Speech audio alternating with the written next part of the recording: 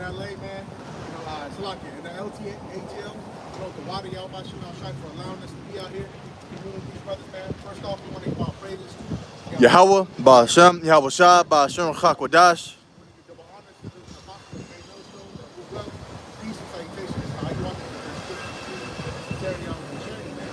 And we going back to the prophecy, man. There's a lot of heavy things that are happening here on the four corners of the earth. I see that pipeline, that got destroyed, man, or got, so-called injured, because they can't give a lot of gas and things like that to the Middle East. And, hey, man, that's all prophecy. Because say second, Revelation 18, and these shall hate the Lord, man. So you see a lot of tensions going on. Remember, it's a destruction. But nevertheless, man, they lives on from the Lord. We're just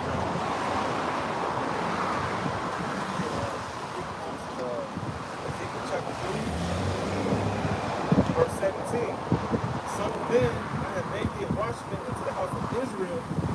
Therefore hear the word at my mouth and give them warning for me. exactly. Here's Ezekiel. Ezekiel was a prophet, okay, and he was a watchman as well, man. So what does a watchman do?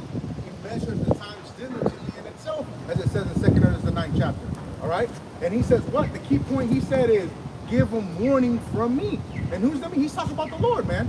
The Lord said, if there's an evil in the city, has the Lord had not done it? The Lord in Isaiah 45, it tells you how he does evil and he does the good, man. And a lot of Christians get that, like, they don't know the Lord because they think that he's always good, that God is good all the time, and hallelujah, this, cotton candy and all that, and not knowing that the Lord, who does all these things, man, spiritual demon Satan works for the Lord. All right, that's the spiritual hitman.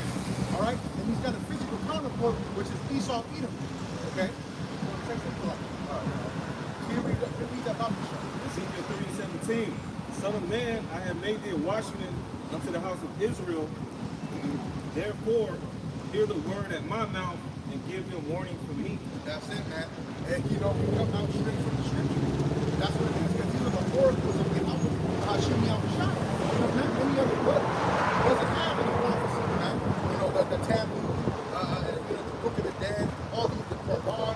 None of those things give you prophecy like these, man. These are living words, man. If I can say, what happened this weekend, hurricane, Ayan. What again? Give it back. This is a biblical course. They didn't say it's I'm gonna make this quick. It's You want me to leave my phone here or keep it for communication? I'll do it. So these are continuous words that are waiting for the Spirit. Like these words carry weight to them. The Lord said, my word will not come back to me. So these words are, can we get that Bible to show? Isaiah 55. We'll start at where it says that the rain drop. Water, because, hey man, the Lord is living. He is a living Calvin. All right? I'll stop at verse 6. Isaiah 55:6. Seek ye the Lord when he may be found. Call ye upon him while he is near. That's it, man. How you hear the Lord? You think the Lord is going to open up the sky and, hey, you, so-and-so. Nah, man, the Lord is speaking through his prophets, like it says in Luke, the first chapter. He spoke through his prophets since the world began. Yes, they were back there in the Garden of Eden. So, you know what I'm saying? You're going off. You're doing this. They've been there, man, since the time, man.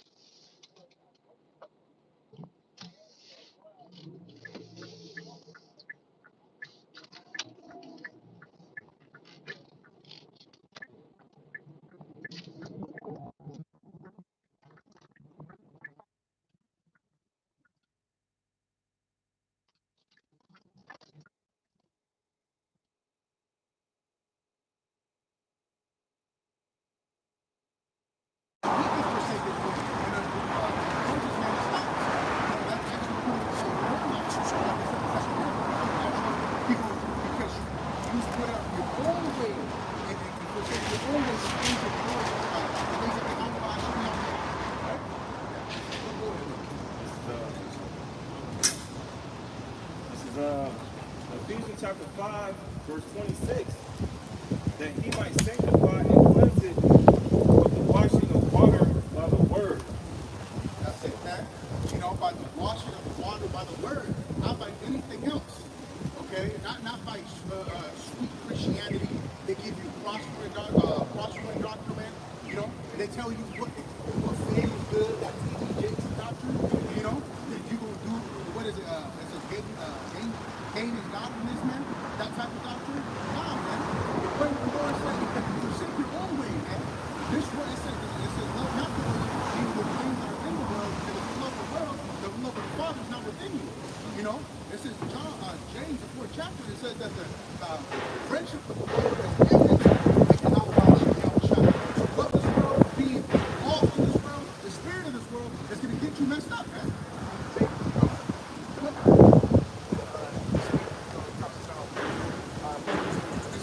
Paraphrasing spiritual man, and then being carnal, individual enmity to the Most High. Being carnal is in the spirit of the Edomite. That's it. But in days, we got to watch out for that because it says in days that people will be double with themselves and boasters, you know, and idolaters and things like that. We cannot get caught up in that, especially in the times that we're coming in. Different spirits are being ramped up for the judgment of the Lord. All right. Isaiah 55 and verse 8. For my thoughts are not your thoughts, neither are your ways my ways, saith the Lord. That's it, man. The Lord said what? He said, what? Your ways equal mine are equal? He said, hell no. You know? He said, my ways are higher than your ways, man. Right? It says, how can action and the earth that actually be found? Right? Like, come on now. We don't know what's good for us. The Heavenly Father does, man. You know, that's why we always give credit to Him. Because it's His word. And it's His will that He'll work it in us, man. It's His pleasure, not ours, man. You know, we're just doing what we're told. You know, we're just really out by Jimmy on the job. It's good to say, man, it's all for the Lord. Years ago, We were inspired by Yahweh Shemel Shine and the Holy Spirit. Right? Come out here and work with the word. We had that spirit of the word. We heard what was going to happen. We heard the promises. And it was persuaded us to come out here and preach the lost sheep in the house of Israel. Isaiah, it's about that voice. I hear it works.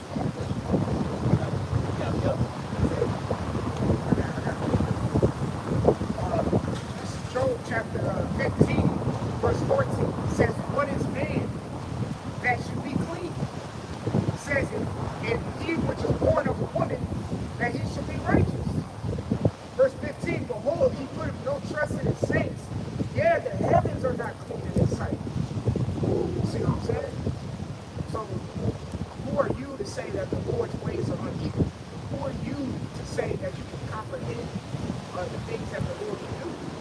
All right? You yourself, you're not even clean yourself. All right? Our minds are tainted. We're in this chains of darkness. Our spirits are suppressed. Our spirits are in as potent as they should be. We can't even worship the Lord in the way that we want to. Let alone have the audacity to think that we can think how He thinks. The scriptures say in Deuteronomy 16 chapter, the scriptures say, no mind is worthy to think upon the things that the Lord can do. See? The Lord is on a different game playing this car, man. We're just sheep to follow what He does and what He says. See if we hear anything. At the end of the day. What the brother was saying that the sound was kind of off. To lead us with all knowledge and We understanding. have to And that's push all the we can. camera We can just follow the example that has been given. And I got that scripture that the brother wanted. It says Isaiah 30 and 20. And though the Lord give you the adversity of bread of adversity and the water of affliction, you shall not by teachers be removed into the corner anymore. But the eye shall see thy teacher. Verse 21. And thy ears shall hear a word behind you saying, this is the word. Walking in it, which is the spirit. That's it. That's it. It's like in John the 14th chapter, the Lord talked about when He leads, the Lord shall lead us the Comforter. And that's the Holy Spirit. All right? The Comforter is the Holy Spirit. And that's that voice that we hear. All right? Sometimes it comes in the form of hearing yourself. Like, shit, man. That's all. You know, just a personal Slide it up a testimony I little share bit. with the brothers. I'm not going to share the whole thing, but the other night, man, the Spirit told me to go outside. All right? We moving now? Nah, we're gonna move up. The wind blowing up. Okay. Yeah, we're gonna The move up.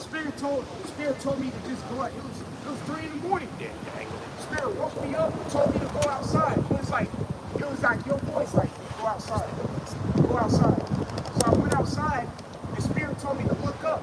No, the Spirit told me to pray to the Lord for healing and mercies. And then right after I sent up my prayers to him, how about you outside, told me to look up and a chariot shot by me. That's that spirit in your ear. It says Isaiah 30 and 21. And thy ears shall hear a word behind thee saying, this is the way, walk ye in it. When ye turn to the right hand and when ye turn to the left. Right, and it's gonna become more potent in the day of trouble. You know? Yeah. That's why we keep studying, we fast, we pray right now, so our spirit can be more in tune with Yahweh Shemi Shai, so he can talk to us during that day of trouble. He's gonna this word that's gonna be in your ear behind you is gonna be the Spirit guiding you to safety, man. That's why it's very pivotal to take this time, this grace period, this liberty that we have to get more closer to Yahweh Shemi Shai, so he can talk to us when that day comes. That's it, because in Job it talks about how the Lord speaks once, twice, he cannot perceive. You know, exactly, and that's something that we're learning right now. You can't expect to just, you know, be a super duper Israelite in the day of trouble. No, these are constant things that we got to do to discern whether if it's a demon talking to us or either a spirit, man. You know? This is Job chapter 33 and 14. It says, for the Most High speaketh once, yet twice, yet man perceiveth not. You know, that goes into the saying, if I said it once, if you heard it once, I probably said it twice. You see what I'm saying? Continuing, you got it. Verse 15, in a dream, in the vision of the night, when deep sleep walketh upon men, and slumberings upon the bed, verse 16, then he opened up the ears of men and sealeth their instruction. Where's free will out there? Where's free will? You Christians talk about, I can do whatever I want. Yeah, that's cool. Like you think you can do whatever you want. So guess what? When you think you're going left and you actually go right, guess what? That was already ordained. When you have deja vu, you know what I'm saying? With that shit, I think I'm doing it already. You know what I'm saying? Because the Lord already put it in your mind. You know,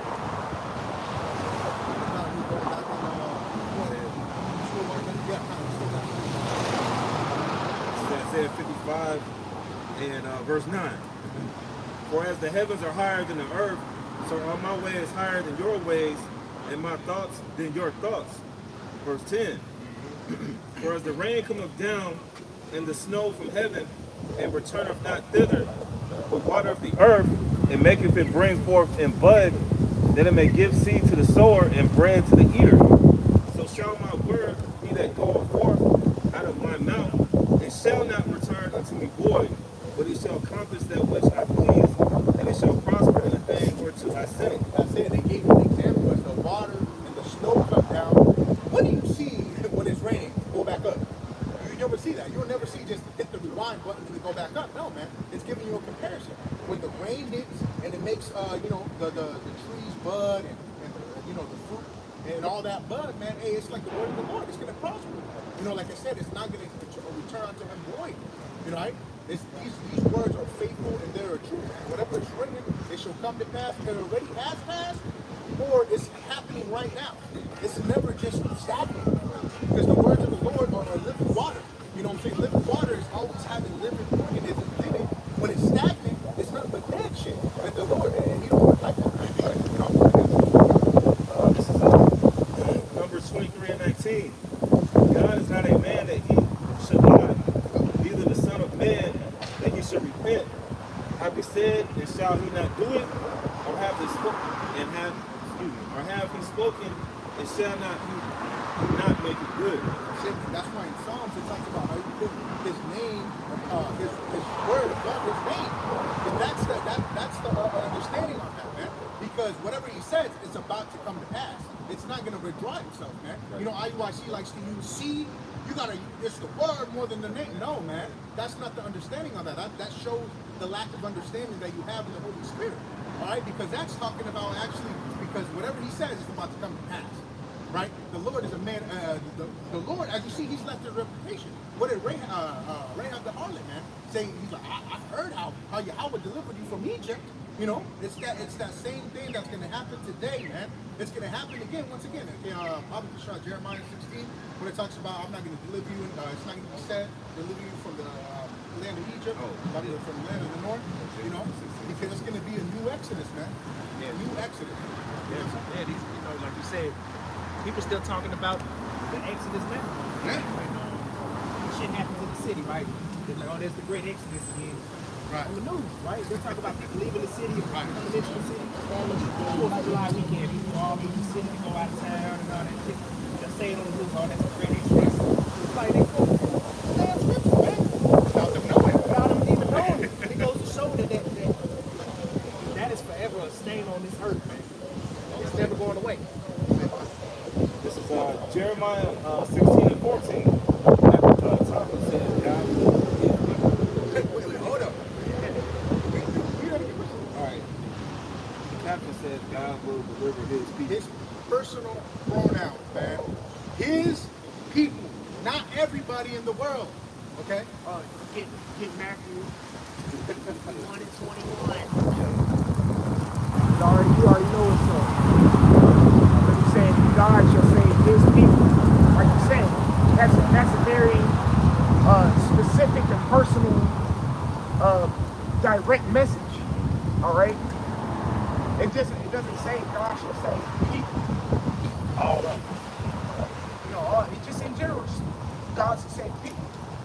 But even if it said God shall save people, would that be behind a question? What people? Who? Why? It's gonna, and then it has to specify. Would it just say God shall save his people is being specific right there? So, you know, yeah. This is Matthew 1 and 21. And she shall bring forth a son, and thou shalt call his name Yahushua, for he shall save his people from their sins. You got it. That's it, man. It's that simple. A lot of people, they can't see beyond how simple that scripture is, man. But then you go into another level. You go to the book of Hebrews. He said he's praying for out of Judah, which goes back to the 12 tribes. Right. It also goes to show that the 12 tribes was never done away with. Right. Because Paul was Right. the Hebrew of the Hebrews, which was From Benjamin. tribe of Benjamin, which was of the 12 tribes of Israel, which goes back to the Lord's people. It's not difficult to put it together, but these Christians out here, They complicate things that don't need to be complicated. they'd rather hear smooth things. Right, come beside the seats. Yeah. You know, what? The Bible is written by us, for us, and to us, man. Simple as that. It's not like, for example, like the brother Mataki always likes to use, it's a will. Let's say LeBron James had a will, $10,000, you know what I'm saying, for LeBron James, right? But they actually send it to everybody's house, right? They actually send it. If you just send it, in the will it says LeBron's children, right? But everybody got it, but they're all going trying to go claim, how about this $10,000 each? But they don't like it. It says the LeBron's children. You know, and that's what this Bible is, man. But it's logical because you know that's a good analogy. So say I'm gonna up the scale a little bit. 10 million. Right. LeBron, you know, I'll fucking nigga. But say LeBron wrote his will or whatever. You know, hey, it's possible for a will to become published. All right, and become public for everybody to see it. Just like the NBA contract. An NBA contract is for that player, but it's public, showing that he gets paid $235 million. Does that mean everybody has a piece of that? Fuck no. Oh, look at it this way. In the beginning of that will, it says from LeBron to Bronny, right? And so-and-so, Bronny, the age of so-and-so, he gets this inheritance, right? That's the heading. At the bottom, you don't have to mention the rest of his LeBron or the son's name anymore. It's the party in question. Right. That's the beginning of the scripture. That's where a lot of people get lost. Is they think that because the Lord real specifically in the beginning of the scripture about Israel, his people, Because he establishes the subject. exactly. But further on down in the book, it doesn't have to do that. It doesn't. When people lose the fucking thought in their head that, oh, then now it's talking about everybody else. No, the scriptures are always referring to the subject that was presented from the beginning. Exactly. So if you understand what the subject matter is, you won't have. Prime example, like you said, I'm just going to reiterate pretty much the beautiful analogy that we're going to have. If it says, oh, Kashakwala, I'm speaking my name. If it says Kashakwala in the beginning, and then you start reading the fine print, Israel, Hebrew, this, you don't need to ask who the he is. Bro. It's speaking about Kashakwala. When you go get a car note, That's who the he is. when you go get a car note, right? You got to put your name out on the front and all that. Now, of course, later on in the contract, you may have to put your initials, right? But that's still your fucking name, right? Just because Israel got changed, Jacob got changed to Israel, and then Lord referred to us as Jerusalem, or the house of Judah, Zion, and all these other names. Does that make us not us? Right. Is my name not the same as the name that's on the contract from the beginning? Right. Golly. Because people don't understand pronouns today. Obviously, he is referring to the Israelites. He is referring to them. He is referring to the Heavenly Father, Yahweh. Or he is referring to Yahweh Shai, or his, or they, or them. It's referring to the subject that's been established in the beginning of the book. That's right. You know, but that's why Yahweh Shai said, have ye not read? Of course you haven't read, because you don't understand what these pronouns are referring to. You got it. Okay. I got a classic real quick. Acts chapter 2 and verse 21. And it shall come to pass that whosoever shall call on the name of the Lord Yahweh shall be saved. And it shall come to pass, Acts chapter 2 verse 21. And it shall come to pass that whosoever shall call on the name of the Lord shall be saved. So what do you think's the word that people trip up on in that? Whosoever. Because when I did a lesson with the officer Altazar, we went into the word, that's the spirit. We went into the word whosoever. And when you break down the word whosoever, it means which, that, Yep. who, which are specific, those are specific, pretty much questions, in a sense, to specify what is pertaining to. So when you use whosoever, it doesn't mean everybody. Because that's how Christians take it. Oh, it means whosoever. No, it means who. So if I present to you an apple and an orange, and I say, which one do you want? You don't say, both. No, I'm asking you specifically, do you want the orange, or do you want the fucking apple? Which one? Or if someone came and said, and came with a black eye to me, or got hit in the face, what am I going to say? By who? What you going to say? Everybody? No, you're going to say, dude across the street or something. Todd hit me in the eye. You see what I'm saying? It's the same thing when it goes to salvation. Whosoever means which people? That people. Who? Them. The Israelites. Okay? Keep reading, bro. Right, and they stopped there. You know what I'm saying? They stopped there. See, you know what I'm saying? See. Yep. You gotta keep reading. Right. You gotta keep reading. Start from the top of it. Come on. Acts chapter 2 and verse 21. And it shall come to pass that whosoever shall call on the name of the Lord shall be saved. Verse 22. Ye men of Israel, hear these words. Ye men of Israel, hear these words, man. Not Moabite, not Edomites, okay? Not Ammon, all right? It doesn't say none of that, man. Like the brother back was saying, the subject matter, all right? So, for example, you watching a movie, and there's a whole storyline of the movie, right? And then you fuck around and just stop it and watch the half to the ending. How the hell are you going to understand the whole movie if you haven't watched the beginning? right? And that's the main cause of these Christians, because they say that the Old Testament is done away with. You cannot understand the New Testament without the Old. What do you think? What do you think Paul was preaching at? What do you think? The main example. Yahushua, he was speaking out of the Old Testament. Come on now. They had the scrolls back then. All right? That's why you go into, what was that? That Ethiopian eunuch. He was reading out, it says Isaiah. So he was reading out of Isaiah, the letters that Isaiah was writing. All right? When you read Jeremiah, Jeremiah was writing letters to the captives of Israel during the time of the Chaldeans. Okay? So they were reading from the scrolls. You know how we read the Bible now? It wasn't separated in chapters and verses. It was just a scroll from beginning to all the way to Malachi. Okay? That's what they were reading from. And they were living when they were reading in the New Testament. Okay? So there wasn't no such thing as an Old New Testament back then. It was just a scroll. You see what I'm saying? That's where Yahweh with John 8. John the 8th chapter. When they came unto Yahweh, what were they presenting him with? Hey, this woman committed adultery. According to the scrolls, the law, it says to do away with the woman. And what did Yahweh do? Go back to the scrolls and be like, well, technically, it's supposed to be both of them, and he who is without sin cast the first stone. But he went back to the what? The scroll. That's why the Lord was saying you need, in today's lingo, the Old Testament to comprehend the New Testament. Shit, you need the Apocrypha to comprehend the New Testament.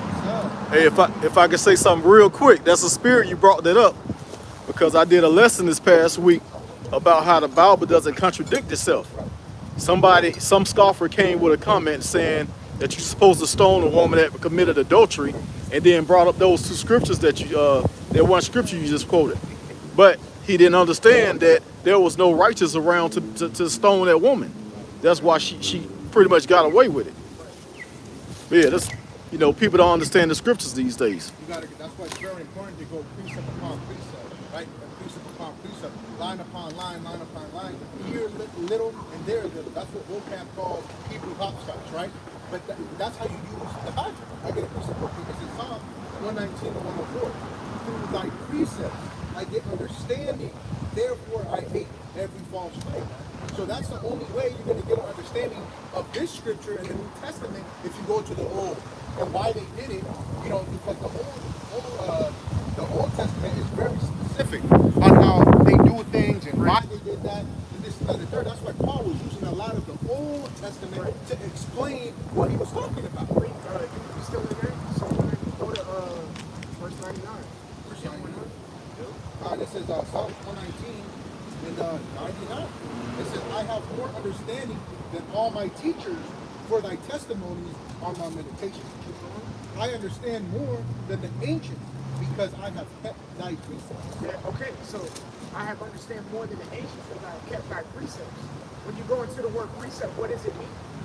A commandment. It means a charge. All right? So that's what, when it says, here, precept upon precept, that's commandment upon commandment. The things that you told me, commandment, the things that you told me, this that you told me, I understand more when I go back to you and bring more. Each commandment brings understanding to another one. Okay, we can go to Exodus 20th chapter and read the first 10 commandments, right? Not to be covetous, bear false witness, honor thy mother and father, thou shalt not kill. Just naming a few things, okay? And just keeping those basic commandments, guess what it does? Makes you understand that you're not supposed to have gold in your house. Makes you understand that your woman is supposed to be in a separate house when she's on a mission.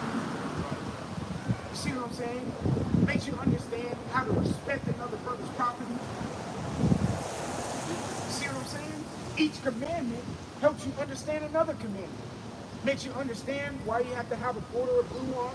Makes you understand what's another commandment? Love thy neighbor as themselves. as thyself. You know, really, that's a commandment out of faith, man. Because that's a commandment that came from no, that's a commandment. Because even Yahushua said it. You know what I'm saying? Love one another as I love you. You know? The Lord's so cold, bro, because the brother mentioned thou shalt not kill, but the correct understanding on that, thou shalt not murder, right? Because when you go back to the law, it gives you the different way. Like if it was accidental, flee to a city, you know? So it was different ways. Because Christians will roll with that, you know, because the mysteries weren't given unto them. You know, they can go with that and be like, see, thou shalt not kill. Nah, bro, like that shit. Like what is it, the Lord tells Saul, kill all the Amalekites, right? Exactly. Murder is premeditated. So you were thinking about it, meditating while you were doing it. That's what it should actually say. Thou shalt not murder, man. But the Lord knows how to leave those little stuff in his body because that's what the Lord does. Yo, going back on, you want to keep going on this one? Come, Jeremiah 16. Jeremiah 16 and verse 14. Therefore, behold, the days come, saith the Lord, that it shall no more be said, the Lord liveth, that brought up the children of Israel out of the land of Egypt. Verse 15. But the Lord liveth, that brought up the children of Israel from the land of the north, and from all the lands whither he had driven them, and I will bring them again into their land that I gave unto their fathers. That's it, man. That's going to be like I was saying earlier. It's going to be a new Exodus. And the Lord, where it says his name was not well known in Revelation 19, that's because it wasn't published as much. It's going to be renowned again. It's going to be known again throughout the four corners of the earth. That every knee shall bow, every knee shall confess, right? Because, hey, man, the Lord is about to bring some death and destruction, man, as we read through the scriptures. That Florida hit, that was just a little tiny thing of what the Lord's about to do, right? The Lord stirred up that hurricane, man, you know, and killed people, man, you know, but it's going to be 10 and 100,000 pretty soon, you know. It's, what did David say? He says there should be 10,000 on our land, you know, roughly paraphrasing the scripture, you know, because there's going to be a lot of death, man. This is the Lord said that in Jeremiah 23, it talks about how the Lord he's going to kill from one end to the earth to the other, you know, roughly paraphrasing as well the scripture, you know, because there's going to be so much death happening on this earth, you know. Jeremiah 16 and 16. Behold, I will send for many fishers, saith the Lord, and they shall fish them, and after will I send for many hunters, and they shall hunt them from every mountain, and from every hill, and out of the holes of the rocks. That's it. It's going back to that Amos, I believe the first chapter. The third chapter talks about how they would dig them up from the caves, man. You know, if you be in the sky, the Lord's going to bring them down, like it says in Obadiah as well. You know, the Lord said that I will put the vengeance. I will put the vengeance on the heathen by my people Israel. Right? The Lord said I'll make you a sharp and threshing instrument. Right? So the Lord is not playing. The Lord is going to use his men, and he's going to exactly thou art my battle axe and weapons of war. You know, so the Lord's going to put his anger within us when we partake in that. You know, and take these devils out, man. You know. That's it, man. Con, I got something real quick. It says Jeremiah, and if you guys got something, hey, it says Jeremiah 4 and 19. It says, my bowels, I am pained on my very heart. My heart maketh a noise in me. I cannot hold my peace, because thou hast heard, O my soul, the sound of trumpet, the alarm of war, man. So when we heard this, right, we heard what? Wait, what? Hold up. What? Famine? Hey, right. White man, the devil. You know, like he says, there's a fire shut in my bones, and I cannot hold. Right? So Jeremiah's like, oh shit, I gotta say something. You know, when you first come in, man, hey, you tell your mother, your father, your cousin, you know, your little sister. You know, you're telling everybody, man.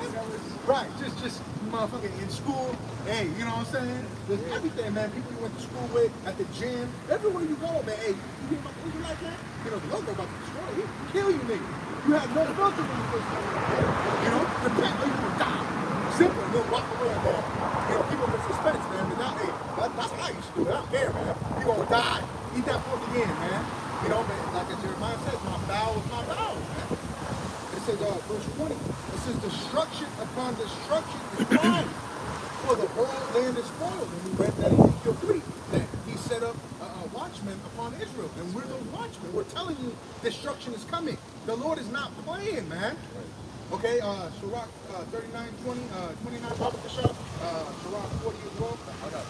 You go ahead, brother. Habakkuk chapter 2 and 2. It says, when the Lord answered me and said, right? Habakkuk 2 and 1. I will stand upon my watch and set me upon a tower and will watch to see what he will say unto me. So what Ezekiel was saying, right? He was on that high tower watching what's about to happen. Right? Go ahead. It says, and when he will say unto me, and what I shall answer when I am reproved. And the Lord answered me and said, write the vision and make it plain upon table, that he may run that readeth it. You know, now read that Bible Bishop in a second. Verse 2, and the Lord answered me and said, write the vision and make it plain upon table, that he may run that readeth it. That's it, man. Making it plain, clear. Like it says in Timothy's, rightly dividing the word of truth, right? So, directly, indirectly, if you go into that word, man, because you have to get the distinction. Get that, you got it. Nehemiah chapter 8, verse 8 says, so they read in the book in the law of the Most High distinctly. Right. The book of the law of Yahweh Hashem Yahushai distinctly, correctly, right? It says, and gave the sense, caused them to understand the reading. That's it, man. Because like the brother, the beautiful example the brother used, that you man, he says, how can I understand and such a man not to be right? So that's what we're doing. Everybody got the Bible, but they don't got the mysteries, man. All right, everybody got the Bible sitting on their desk, collecting dust, talking about sweet Jesus, right? Talk about, he coming with all these concepts. Nah, man, we're giving you the distinction of what's written. The Lord is a man of war, man. He's not playing. As you see in this creation, there's always something fighting. Ants versus ants. Animals getting territory for this, getting territory for that. The sharks, the dolphins, everything's always fighting, man. And he does it with this creation as well. Because the word distinctly means to clarify, all right, or to make it easy. Well, you just read it in Habakkuk, make it plain upon table, all right, meaning make it easy to understand. The brother was giving me a testimony when he first, found GMS. He said they were real. And how do you, when I first came in, Apostle Carter, so I'm like, shit, man. But he's holding the Bible. You know what I'm saying? Like, you're not supposed to. But then, just coming, coming more into an understanding of things, even what they call curse words, it's just simply vulgar language. Which vulgar goes into common. It's common speech. That's why Paul was saying, Lumen speaks not knowledge, and I do not speak with excellency of speech. See what I'm saying? All this super extra-calibration fucking talk, we don't need that. We need common speech to which the common individual can understand. I say that too, because our people don't understand these $1,000 words. Jake, just understand, get your shit together. Right. That's basically what we in here talking like Stephen A. Smith. Hey, look, you have to understand the combustible analytical this. What the fuck are you talking about? Like, we gotta make a plan upon tables, like the brother was saying, stop eating the pork, repent, or you're gonna fucking die. What else do I gotta say? You see what I'm saying? So I'm gonna get a quick one. This is Second Ezra chapter 14 and 42. Man, I'm starting 39. Because it goes into what the brother was talking about, being zealous when you first get the truth. All right? So verse 39 says, Then opened I my mouth, and behold, he reached me a full cup, which was full as it were with water, but the color of it was like fire. All right? Which is what? He was getting the word. So this is a simile to Ezekiel eating the whole roll. As Ezra's got the full cup, so did Ezekiel eat the full roll. All right, which is the wisdom and knowledge and understanding of the scripts. Okay, so verse 40 it says, and I took it and drank. All right, and when I had drunk of it, my heart uttered understanding, and wisdom grew in my breast. This is what you just read in Jeremiah. My vows. You know, you can't keep something. You just gotta, you know, let it out. Okay? Either out your mouth or the other end. You gotta let it out. Okay? All right. So it says, I uttered understanding and wisdom grew in my breast, for my spirit strengthened my memory. All right. And my mouth was open and shut no more. So when we get this understanding, we can't shut it. It's hard. So for individuals to hide their talent in a napkin, that's a wicked ass motherfucker, man. To hold all this information for yourself. Scripture say, like, curse be he that do the Lord deceive you. The scriptures constantly tell you to feed the sheep. That's what the Abishai told Peter. If you love me, feed my lambs, feed my sheep, man. That's what they out here doing. Every time. You know what I'm saying? People like, man, you know what? You know what I'm saying? I'm like, hey, sure. Man, you know how Jake is hard-headed. Jake is hard-headed, man. You know, you got to tell Jake 2 or 3 times. I used to get my ass beat for the same thing 3 times a day. Man, it is what it was. You know what I'm saying? But hey, but through the spirit, man, hey, shit. We understand God. We understand the scripture, man. John, it goes on to say, verse 42. It says, the highest gave understanding unto the 5 men, and here's the point of the matter. Unto the 5 men, and they wrote the wonderful visions of the night that were told, which they knew not. And they sat 40 days, and they wrote in the day, and at night they ate bread. Verse 43, as for me, I spake in the day, and I held not my tongue by night. Verse 44, in 40 days they wrote 204 books. And it came to pass when the 40 days were fulfilled, that the highest spake, saying, the first that thou hast written, publish openly. So this book that we have in our hands is, what do they always say? Every year, what's the top gross selling book? The Bible, that collects dust on a lot of motherfuckers' nightstands. Dashboards on their cars. I'm spiritual because I have a Bible on my dashboard that I don't fucking open and read and get the understanding of, but I believe in them. All right, you know, or sitting at the grandma's house right under the Caesar Cesare Borgia picture, okay, in their goddamn shrine, okay, because if they had any understanding of that book, it wouldn't be there, and they wouldn't have that, all right? So it says publish open to everybody, okay? It says that the worthy and the unworthy may read it. That the worthy and that's when we read about the iconoclasm, the identity theft. Because who got a hold of this book and read it? The unworthy. And they did exactly the opposite of what the scriptures tell us to do. Of course they did, because it wasn't for them in the first place. Okay? So verse 46, it says, but keep the 70 last, 70, which is a complete number, all right? It doesn't mean it's just particularly 70, all right? But save the 70 last, spiritual, that thou mayest deliver them only to such as be wise among the people. So that goes into election. Only the elect are going to understand what the Lord is trying to. Do you understand the words that are coming out of my mouth? Only the elect are going to understand that. What's coming out of this book. Okay? It says,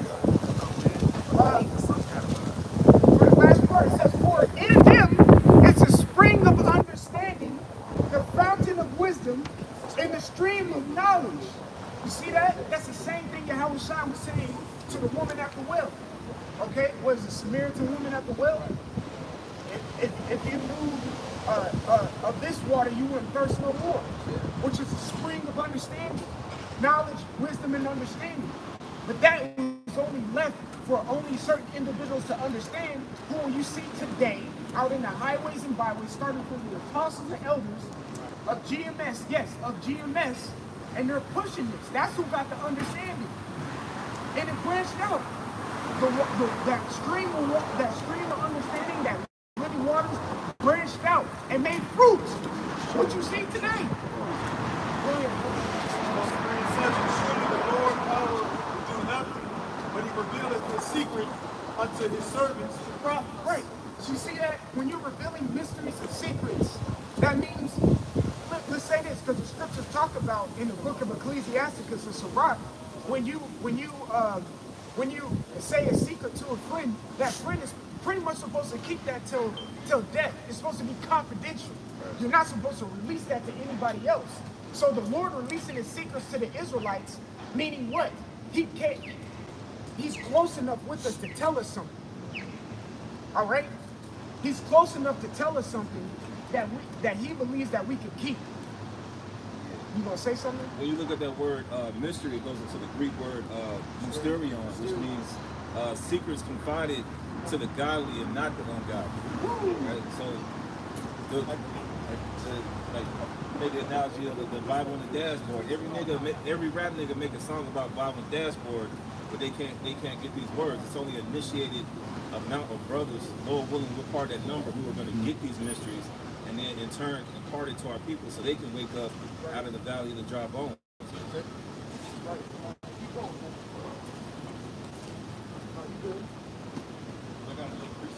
Oh, go back to the original. I got something too. You have go ahead and get yours. It says Colossians 1 and 26. It says, even the mystery which have been hid from ages and from generations, but now is made manifest to his saints. We're the new saints, man. You know, Psalms 189. It tells you the saints, even the children of Israel. So that's who the saints are, and within that is their elect.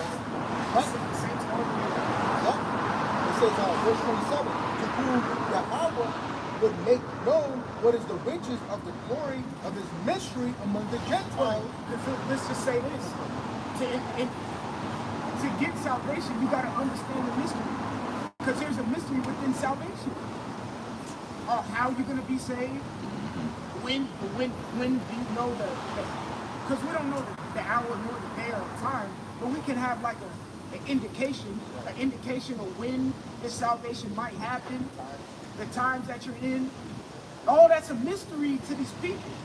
If you don't have the mystery, you can't get salvation. So that's why he only reveals his mystery to a certain select, like it's saying the saints. And the saints in the whole include the election. Of course, the 144,000 with the 1/3, that's an election. All right, because he elected 1/3 out of the whole pie to receive salvation. You got the peace of the multitude, which is another entity or form of an election, because they're going to come. You read about the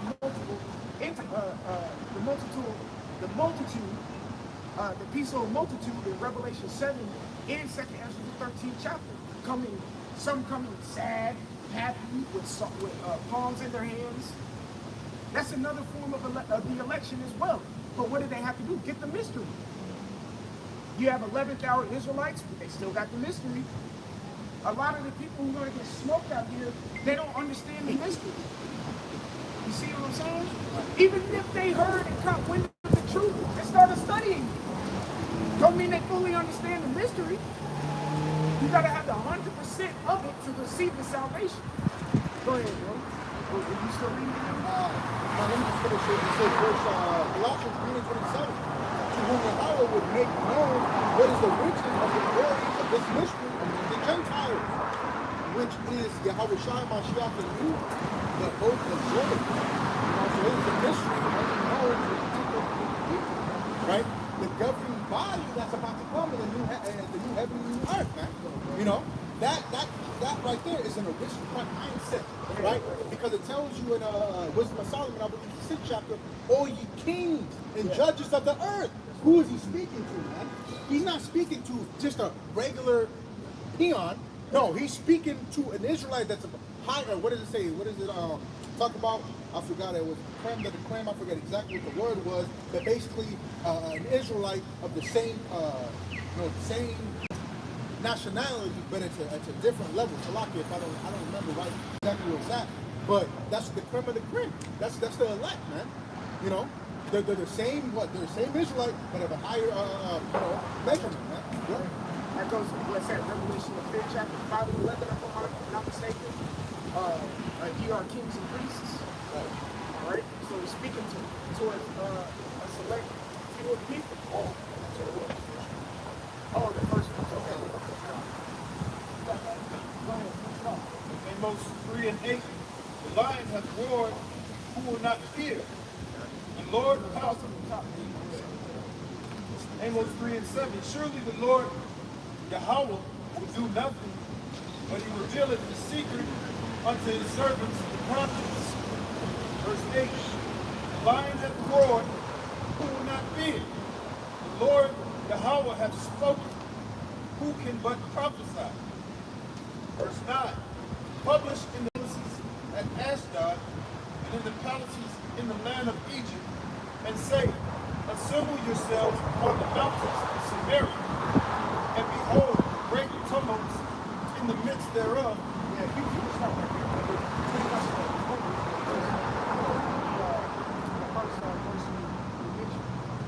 go ahead, Sean. Con, this is St. John chapter 10 and verse 27. I'm gonna start at 26. It says, but ye believe not, because ye are not of my sheep.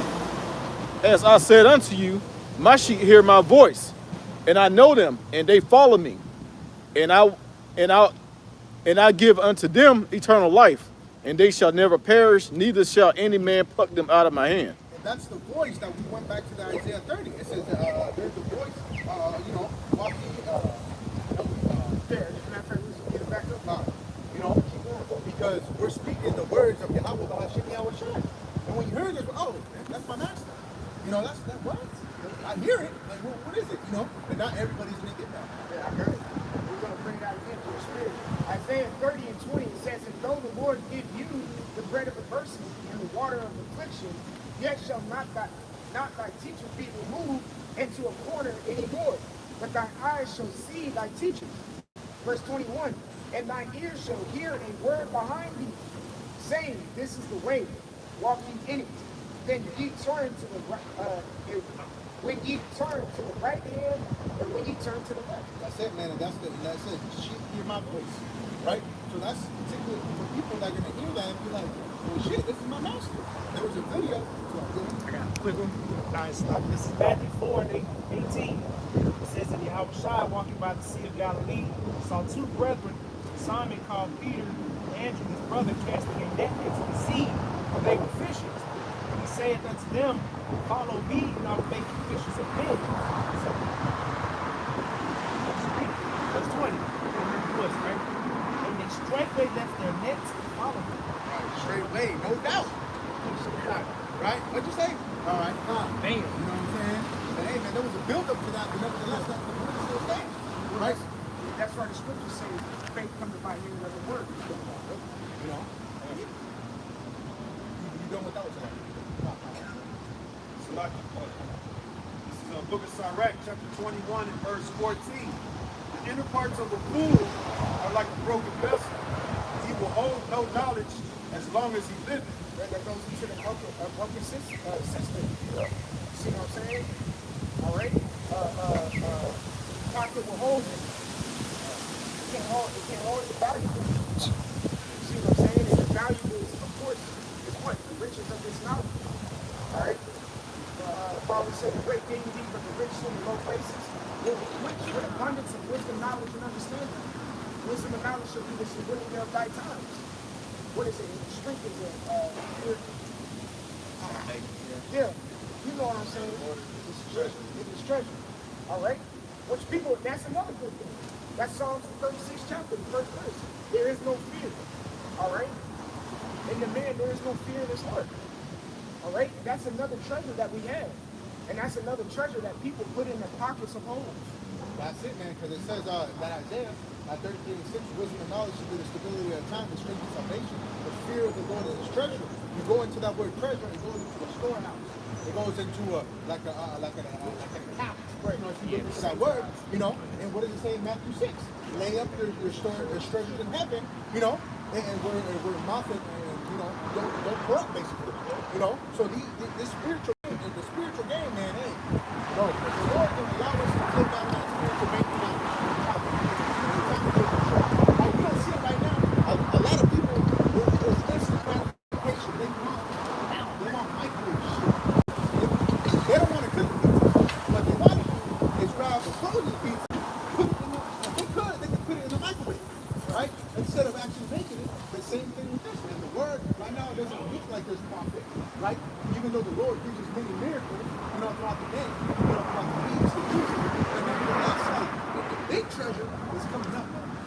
have nothing to eat, when a family is starving, all right?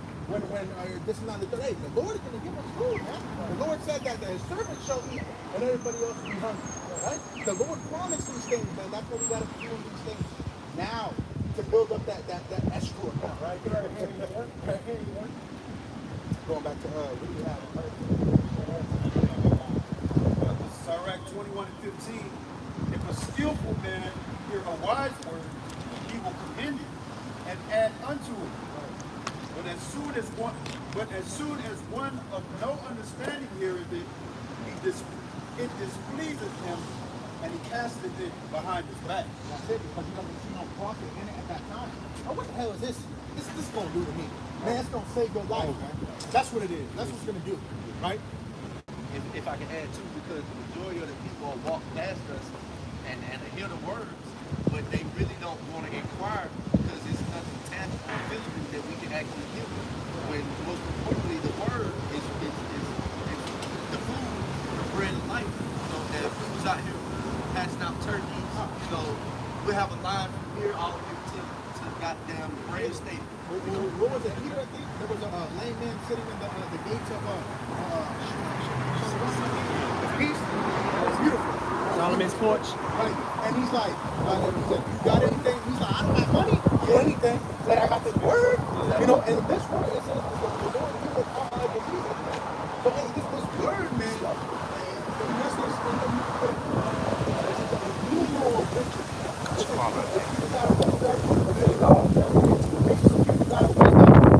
honor wisdom that you reign forevermore. Right? So shit, this is gonna bring us to the kingdom, man. Yeah. It's the ticket. That's it, the golden ticket. Use this side. You gotta be careful with this cord. Yeah, got one too. I don't know if brother got this, but it's Matthew 6 and 19. Lay not up for yourselves treasures upon earth, where moth and rust doth corrupt, and where thieves break through and steal. But lay up for yourself treasures in heaven, where neither moth nor rust doth corrupt, and where thieves do not break through nor steal. So yeah, you don't have to worry about when you build a spiritual bank account. You don't have to work on people trying to pull a kick door on you, man. All right? Ain't nobody gonna pull a spiritual kick door on you, man, because we're coming to a time where the scripture say your money is not gonna save you from the wrath of the Lord, man. And you see how the money in Revelation 13 and 16. So we're gonna have to build up our spiritual bank account, coming out here, doing lessons, getting with the brothers, having a holy conversation, going to our conduct. That builds a long way with the Lord going into the time of trouble. And Esau hates that shit because Esau has his hand in everything, right? But he can't. That's why he's so freaking mad, bro. He's A couple weekends ago, we all gathered, watched the Canelo. This motherfucker Esau kept fucking with the internet. He kept cutting the fight off. I was like, man, there's too many of y'all gathered together, but I kept saying it too. I was like, man, fucking Esau again. They cut the internet out. I'm like, bro, this your crib, man. Esau just hit the switch. that motherfucker, he's Indian. There's nothing more wicked than coming. He wants everything you want. Like we were talking earlier. His desire is as hell, right? So he can Swipe up or pull it down. So shit, you know what? Because you don't have like we were talking earlier. They don't have it. Like they did in the Mac. Trying to see if it's charged. It's charged. Because this going down. Something they can find out. Esau is a carnal man. Right? Be like, something about this. You want to do that, but I can't do anything. The Lord does not allow him, man. The Lord is protecting us 100%. John 6 and 27. Labor not for the meat which perisheth, but for that meat which endureth unto everlasting life, which the Son of Man shall give unto you. For him hath the Most High, the Father seeth. That's right. Because that food that he's giving you, like you say, it takes a spiritual keen eye to understand it.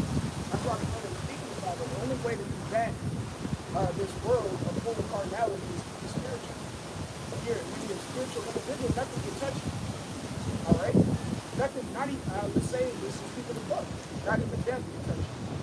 All right? Because when we see the scriptures say what? Oh, death was our skin, and we have to no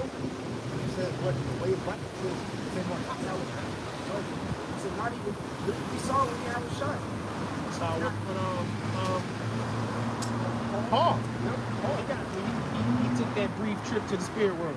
Get back. Yeah.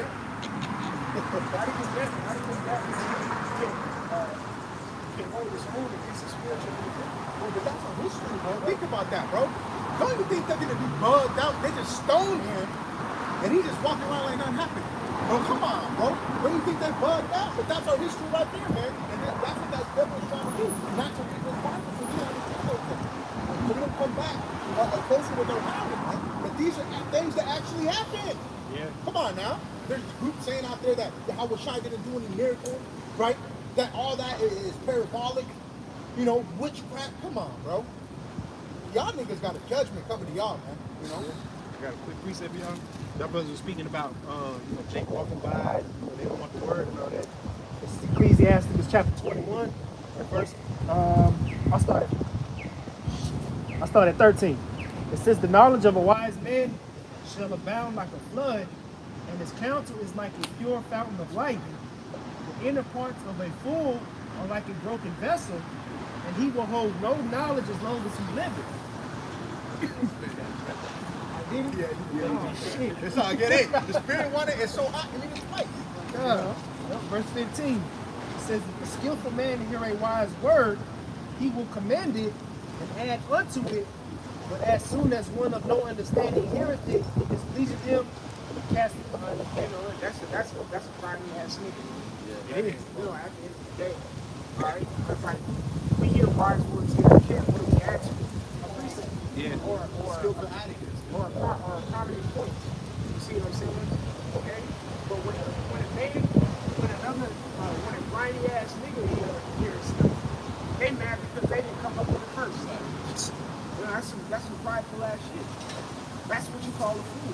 Yeah, exactly. Covetous spirit. All right, why do you see what I'm saying? Because in a sense, why did Jacob take on as their master Esau? And what is Esau? He's so fucking unoriginal. So of course he's gonna get upset when something that he knows he has to acknowledge in his mind, damn, that's a good idea, damn, that's a good point, but it didn't come from me. Now it's whack. You see what I'm saying? I'll make it 10. I'm going to jump down to verse 19, and I'm going to look the word up. Can somebody read it for me while I look this word up? Sirach 21 to 19. All right, this is Sirach 21, verse 19. "Doctrine unto fools is as fetters on the feet, and like manacles on the right hand." It's like bondage to niggas, man. It's life and basically freedom for us, but for everybody else that don't want to, get with the Lord's program, it feels like it's a burden. It's a chain. You got the shackles on. Which in actuality is kind of true because it sets bounds for us. You know, things we can and can't do. Wickedness, and it gives us the understanding of wickedness and righteousness. We're prisoners of Yahweh Shai. That's what Paul said. You know, so I'd rather be a prisoner of the Heavenly Father and the Son than be a prisoner of you. Yeah. Either way, even when we get to the kingdom, we're going to be prisoners. All right? It's not going to be labeled in that sense. I'm going to love you. You know, I'm going to love being in the kingdom, but I'm still going to be a servant unto the Heavenly Father. See? I grab that word manacles, just to get a better understanding. It says to fetter with manacles, confine the hands with handcuffs. So read that again. This is Sirach 21 and 19. "Doctrine unto fools is as fetters on the feet, and like manacles on the right hand." Because they don't want to be restricted. That's it. They don't want to be restricted. So that's why it's a burden too, because it's so interweaved with the society that it's hard to get them out. That's why when discipline comes, real talk, when discipline comes, that's why they're so, obstinate towards it. Because they're so indoctrinated to this place. That's why it's fetters to their To their feet. All right? That's why this doctrine is, because it doesn't suit their lifestyle that they've already been indoctrinated to. Majority of our people are delusional. You know, we always like to say how the black woman is delusional. Man, our people, majority of our people are fucking delusional. And it's due to Esau's system. They're living a reality that's not even really true. That's like an oxymoron. It's a reality that's it's not a fucking reality. Right. Reality is not true. You're literally living in a reality that you think is reality, but it's not reality. Right. What the fuck? Say that for What's that? The Inception. Yeah, it's an inception. Yeah. These motherfuckers is living within a dream. Within a dream. They in REM sleep fucking limbo right now. America, see that's the thing. They say the American dream. Hey, Shalom. It says the American dream. But how do you obtain the American dream? By being fucking asleep. So when you wake up, you start understanding that this is not reality. It's fake. But we always break down America being bitter, that's means bitter. In a dream, this is just a bitter, and dream meaning illusion. This is just a bitter illusion. And illusions are facade. It's like what is it? Not an oasis, but Mirage. a mirage. Yeah. America is just a mirage. All right? You think it's there, but it really ain't. Because it's a facade. It's not real.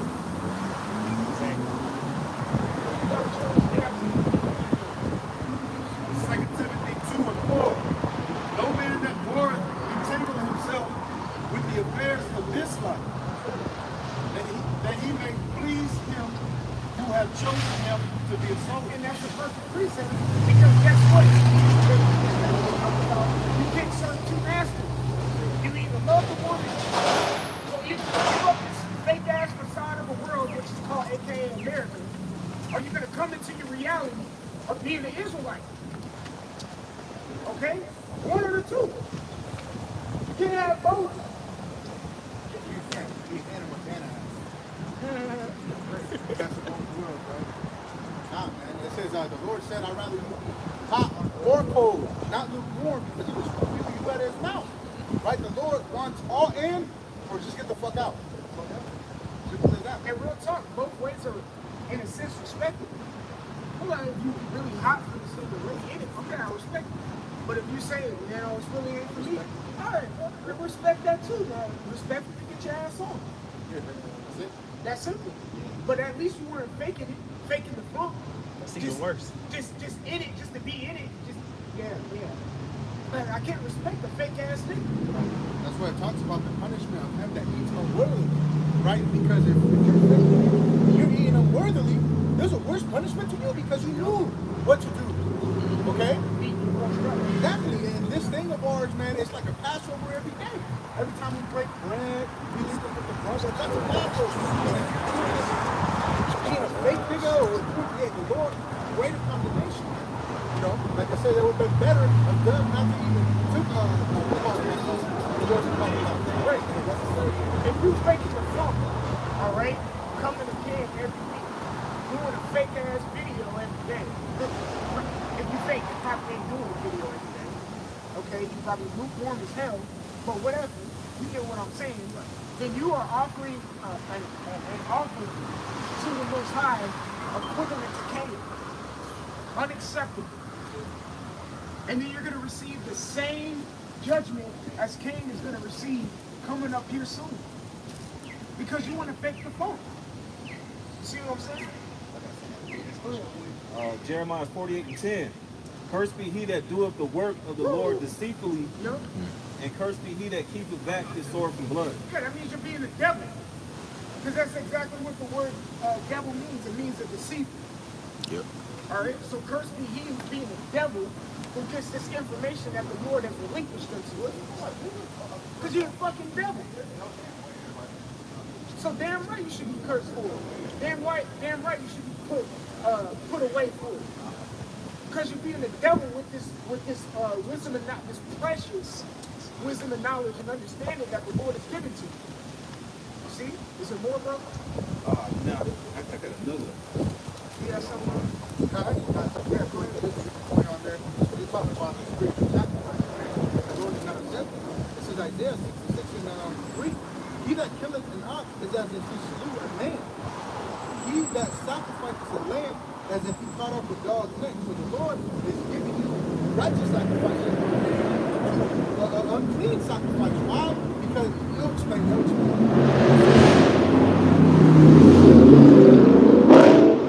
He that offers an oblation as he offers swine to blood. He that burneth incense as if he blessed an idol. Yeah, he that hath chosen their own ways. Go to Isaiah 1. Yeah, go to Isaiah 1. What's that? Isaiah 1 and like 2 or 1 and 12, something like that. Where it says, I cannot with your vain relations. You know what I'm saying? It says, yeah, they have chosen their own ways, and their soul delighted in their abominations. So the Lord is giving he's giving a comparison between a clean animal and an unclean animal. Why? The Lord is looking at that as an unclean animal because you're choosing your own way anyways, man. You're doing, yeah, you know what I'm saying? Like, I'm going to do this video, I'm going to do that video, I'm going to be cool with the brother, then I'm going to do some nigga shit on the side. You know, the Lord's not accepting that. You got your apocrypha?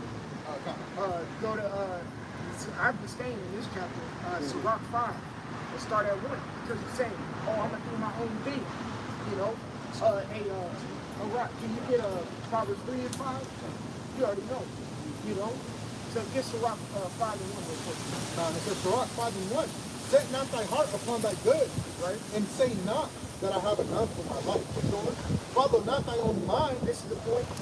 thy strength to walk in thy ways of thy heart. Right, because it's exactly what you just said. I'm a this video, that video, but then in the back end, you know, I'm gonna do what the fuck I want. You see what I'm saying? Go ahead, brother.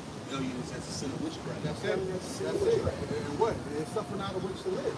You know? So, it says, verse 3, and say not, who shall control me for my works? Who shall control me for my works? Go ahead. It says, for the Lord will surely avenge thy pride. The Lord will surely avenge that pride. Hold that, brother. This is a logic. Go to Deuteronomy 32, verse 35. Because the Lord is saying something in here. In fact, I'm spoiling it. You still can't keep it. Right. It says their foot shall slide in due time.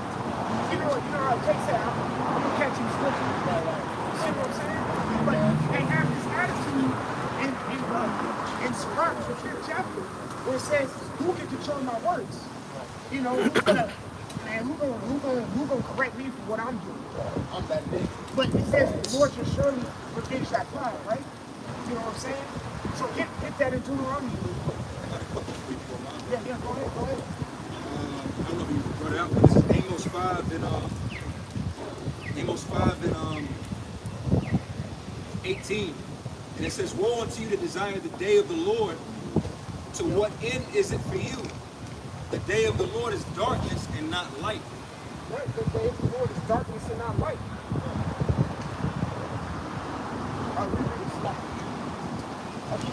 Yeah, I got you. The day of the Lord is darkness and not light. So you to have that attitude of you think you can do whatever the fuck you want, just because you might do in a video here and there, or you might go to camp and you faking the funk and thinking nobody sees it. What good is it for you at the end of the day? See what I'm saying? Go ahead. Amos 5 and 18 again. Woe unto you that desire the day of the Lord. Right. So an individual faking the funk may have heard, may be saying, yeah, I can't wait till Jacob's trouble, or when the Lord comes back. Go ahead, bro. To what end is it for you? The day of the Lord is darkness and not light. Go ahead. To verse 22 for you.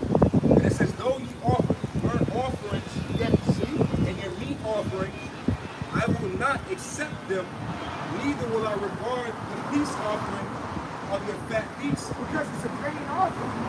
Because even if you're giving, like, Brother Dempsey brought out the bring the turtle dove, the bishop went into it last night perfect. He brought turtle dove and a beautiful, your first fruits to the Lord to sacrifice because they're innocent. Was it a turtle dove or a lamb, a goat, whatever bullock that you're sacrificing was an innocent animal that didn't do anything.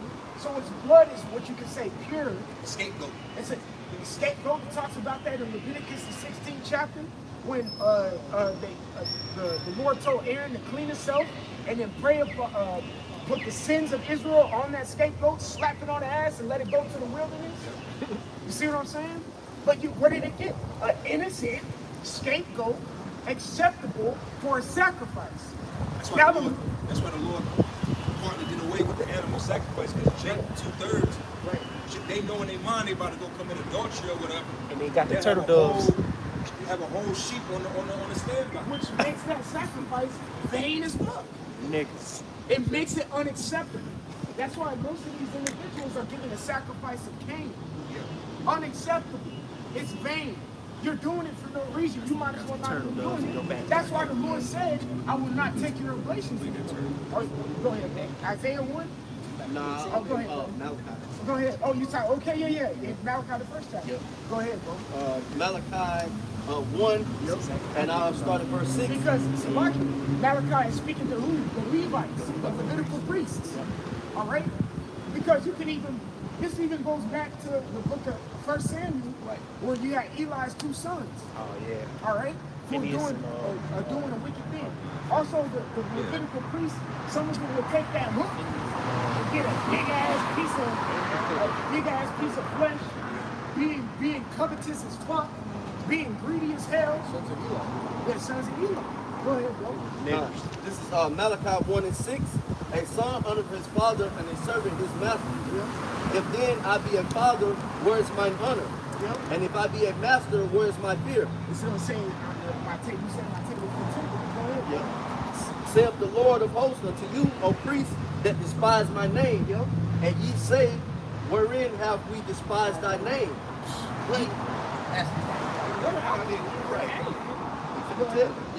Ye offer polluted bread upon mine altar. There you go. And ye say, wherein have we polluted thee? In that ye say, the table of the Lord is contemptible. You see that? So this is getting on the priests of the old times, okay? Offering vain sacrifices, polluted sacrifices, all right? And the main thing the Lord is mad at is that the Levitical priests knew this. They knew people were doing wrong. They knew they had something on the side. They knew they were going to go back and do it. And they were keeping the sacrifices for themselves in the first place. They really weren't even sacrificing to the Lord. Go ahead. I think it's in the second chapter. It says that a priest is supposed to keep knowledge in his lips. So Because that's that whole chapter's about it's all about the Levitical priests. The whole book. All right? Because the priests are the ones who are supposed to be given the law. All right? They're supposed to be given the law and they're supposed to show the ways show Israel the ways of the law. You see what I'm saying? Go ahead, bro. Verse 8. And if ye offer the blind for sacrifice, is it not evil? Right, because what? The scripture says you're supposed to offer a sacrifice without blemish. Without spotting. Lame. They're offering lame. Having a sore on it. A sheep with one leg or something. Sickly. Like, I got these bulls. Give him. It's contempt. Like he said, It don't matter. it don't matter. I get these bad ones out. Right. Out the flock. That's why what is that, the third chapter in that book that goes into how I be robbed the most out of it? Titans and officers. Because Jake do the same thing too with Titans. So it's never the first part, it's always the leftovers. And the Lord don't like that. I mean, now we're in captivity in hell, but in the spirit, the wicked of our nation, that's the way they move. They move in and give the Lord the leftovers versus give the Lord the first part. And that can be with our time as well. Managing our time different, you know what I'm saying? Like, shit, I'm gonna do this bullshit for 3 hours, but then give the Lord this little quick hour, do a lesson real quick, so I can get back to the bullshit. Like, nah, man, everything applies first and foremost to ourselves, And looking at all that aspect, man. We gotta give the Lord our time, man. Not just, like the brother was saying, not just whatever. The Lord sees that, man. Joshua 24:14. Now therefore fear the Lord Yahweh and serve him in sincerity and in truth. And put away that's pretty much the point. Sincere, be sincere. To come with a sincere heart. Because the Lord don't see it anyway. You're not going to find a loophole to get over the one that created everything. Being upfront with the Lord, man. It's not like I'm gonna hide this sin from the Lord and not tell him, bro, the Lord saw everything, bro. He sees you, man. You know, just be upfront with the Lord, man. The Lord knows everything. You know, exactly. You know, your father figure, shit, you know, he might know something that you did at school. And you ain't gonna say nothing to him because he'll think you wrong, bro. And then he gets pulled out when he asks you and you say no and you lie about it. That's when the Lord will fuck you up, man. You know, you ain't being sneaky, man. I read 7 when we go back. Malachi 1 and 7. It says, He offered polluted bread upon mine altar, and ye say, Wherein have we polluted thee? And that ye say, The table of the Lord is contemptible. Yeah, let's go to the law. Get First Matthew 10 and 20. And get Deuteronomy 15 and 19. Because it says polluted bread, man. Deuteronomy 15 is gonna give you an understanding of what polluted bread is. Go ahead. Oh, so like, yeah, Can I read it before you yeah, go address ahead, this? go ahead. This is Colossians 2 and 8, and it says, "Beware lest any man spoil you through the philosophy and vain deceit, after the tradition of men, after the rudiments of the world, and not after Mashiach Yahushua." And I just bring that out because, like you said, the reason why Jake was, given the animal sacrifice was because of the tradition. It wasn't, like you said, the spirit of atonement for your sins and so on and so forth. It was just a tradition that was kept going. That's why they bucked up to Paul when in the book of Hebrews, when he was basically saying, "What? We don't got to do that no more." Yahushua fulfilled that because it was just a tradition.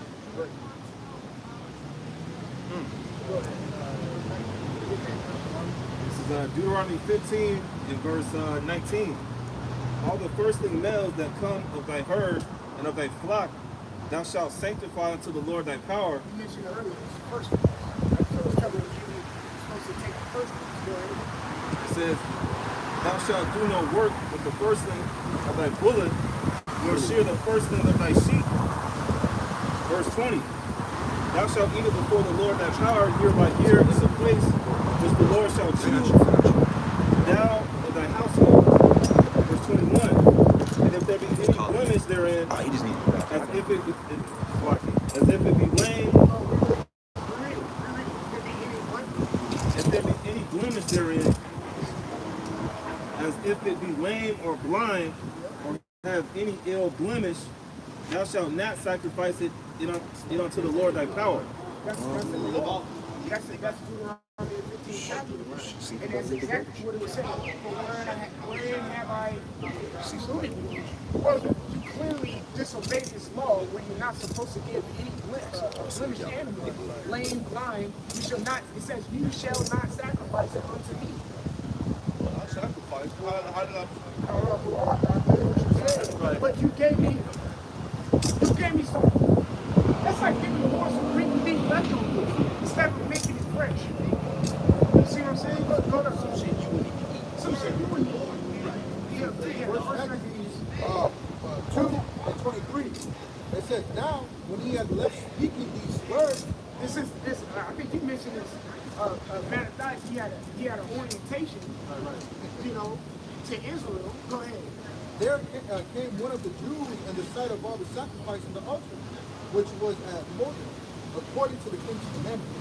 Which thing, when Mattathias saw, he was inflamed with zeal. Right. Because what? Because they were told to sacrifice swine upon the altar.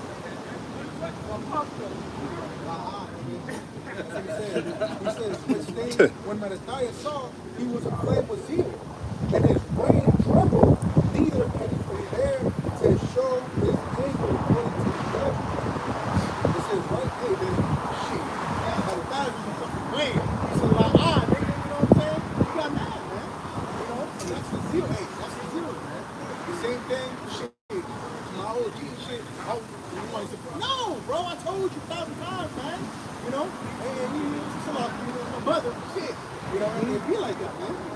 It says, so like the new read again, it says, now when he had left speaking words, there came one of the Jews and decided all to sacrifice in the altar which was at Moines, according to the king's commandment. When the king, when Mattathias saw, he was inflamed with zeal, and his reins trembled, neither did he forbear to show his anger according to judgment.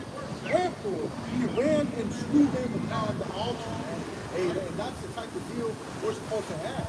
Other people, for example, IUIC, bringing them up again, talk about if you take the seed, you can repent from it. That's not the mentality they have. What did Messiah have there? Nah, we ain't doing shit, man. We ain't doing nothing. That's the type of zeal we're supposed to have for y'all by shot. And let me say this too. That's what we keep it straight. If you see it, if you tell people to take the seat, all right, I'm gonna use that.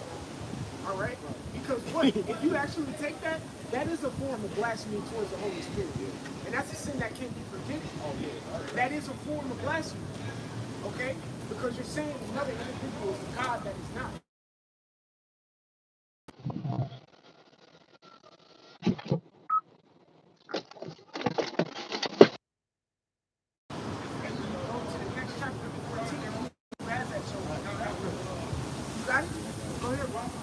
Revelation 14, 9 and 10.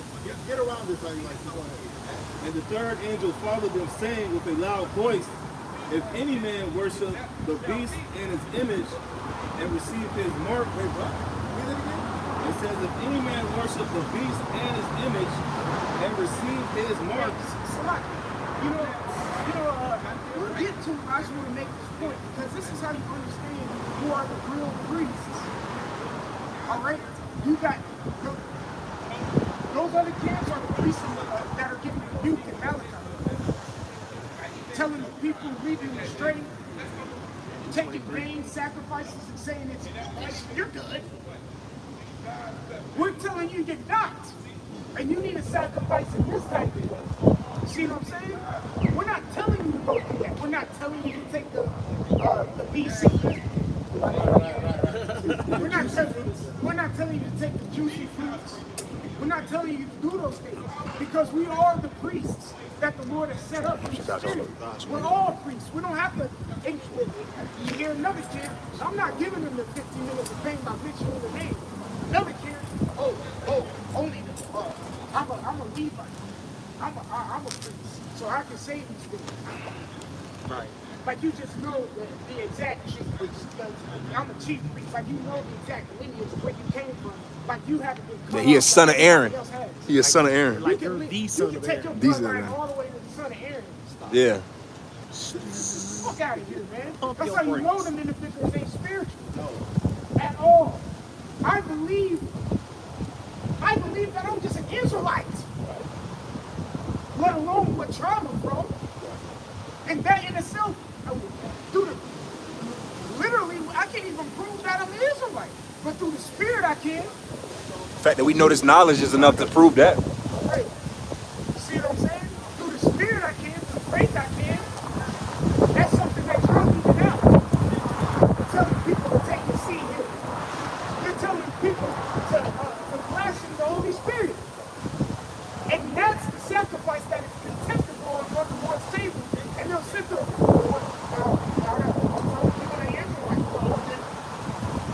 But you tell the people to do a vain sacrifice, which is going to get them killed, and that's going to be blood on your head.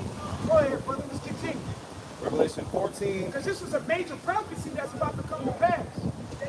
And if you don't tell the people, our people who are on his side, I can give a damn about the heathens. And the heathens do include the 2/3 because they're heathens. I can give a damn about the heathens if they take it. But there are an election of the people on his side that need to know this. That are still they're tripped out still. And a heathen, a Gentile. Okay?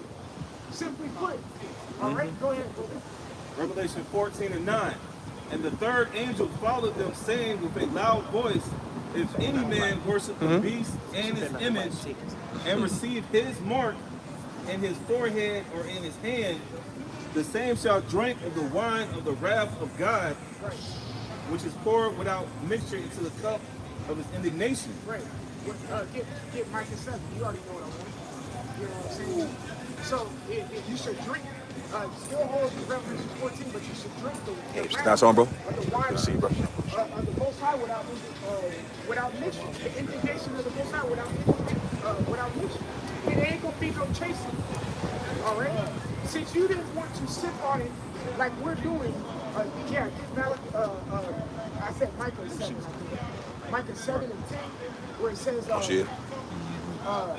we should bear the indignation of the Lord. It's 7 and 9. So go ahead. Micah 7 and 9. I will bear the indignation of the Lord Right? because I have sinned against him Right. until he plead my cause. Give Limitations 3 and 42. All right? Because we understand what the fuck we did. All right? We're not walking around here in a victim state of mind. Usually, so a woman plays the victim. Okay? Like, I didn't think Motherfuckers compounding on your ass. I know. Bitch gonna cheat on you and say, well, you weren't. How is that my fault? How's it my fault that you spread those dirty ass legs open and let another man penetrate? How's that my fault? I didn't make that decision. So that means we're not playing the victim. We understand. We messed up. All right? We're playing the role of being penitents. And playing the role of accountability. Okay? Go ahead, bro. Micah 7 and 9. We read that. Lamentations 3:42. We have transgressed and have rebelled. Thou hast not pardoned. Thou hast not pardoned. All right? That's why we were talking earlier about Jeremiah 15:1. Though I gave you Samuel and Moses, my heart cannot beat toward his people. Because we rebelled and he has not pardoned. And now we're understanding. We got the blunt end of the correction through slavery. See what I'm saying? And now we're here like, damn, now I understand why we're going through this. See what I'm saying? Go ahead, brother. Micah 7 and 9. I will bear the indignation of the Lord because I have sinned against him until he plead my cause and execute judgment for me. He will bring me forth to the light, and I shall behold his righteousness. Yeah, you should bring me forth into the light. He should behold our right. So what? He's being mediated for us because we're taking sips of the indignation that everybody can take in the whole. That's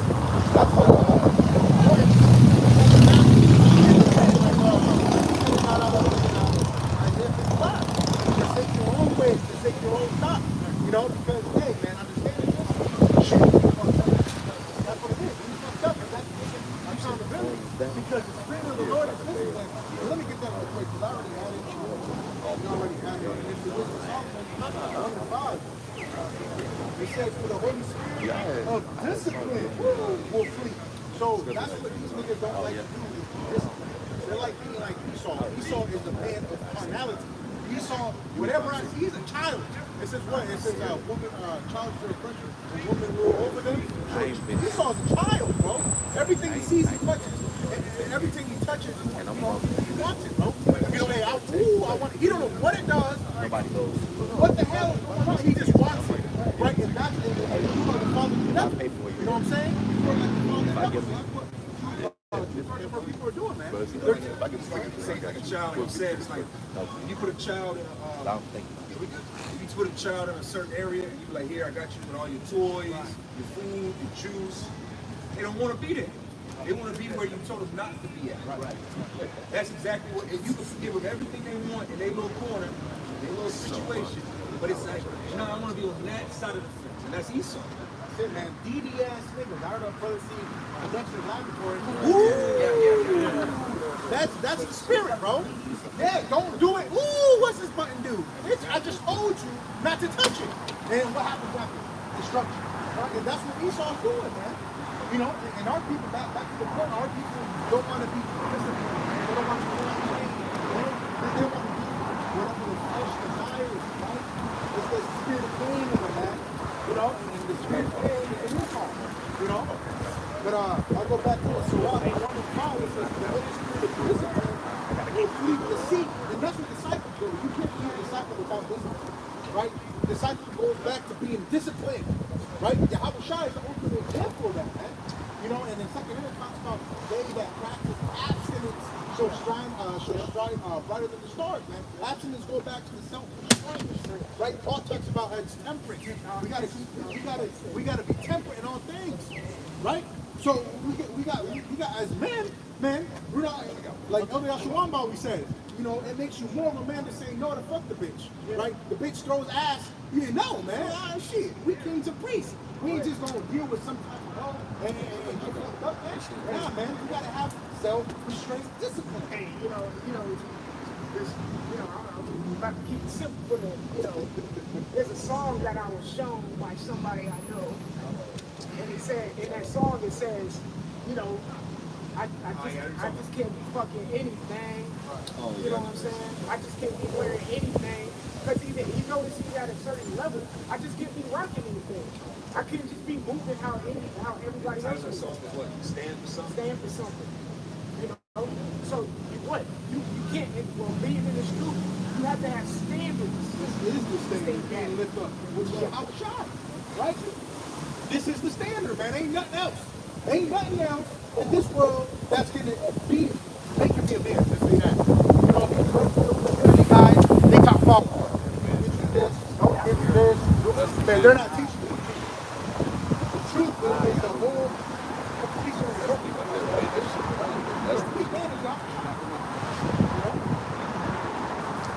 What's the Solomon 25 says the Holy Spirit of discipline will lead the seat and remove from facts that are without understanding, and when that abide when unrighteousness coming in. And that's the spirit of you asking for the spirit of wisdom, to be a scourge upon my doctrine. Because when something comes in like that, and it's just madness and wickedness, and you rebuke it with the scripture. That's why it's important to be studying, rehearsing the righteous acts, being indulged in this word, man. Being submerged. That's what baptism means, bapto. Being submerged in this thing, man. And this is living water. Got something else? Where are you going back to? Yeah.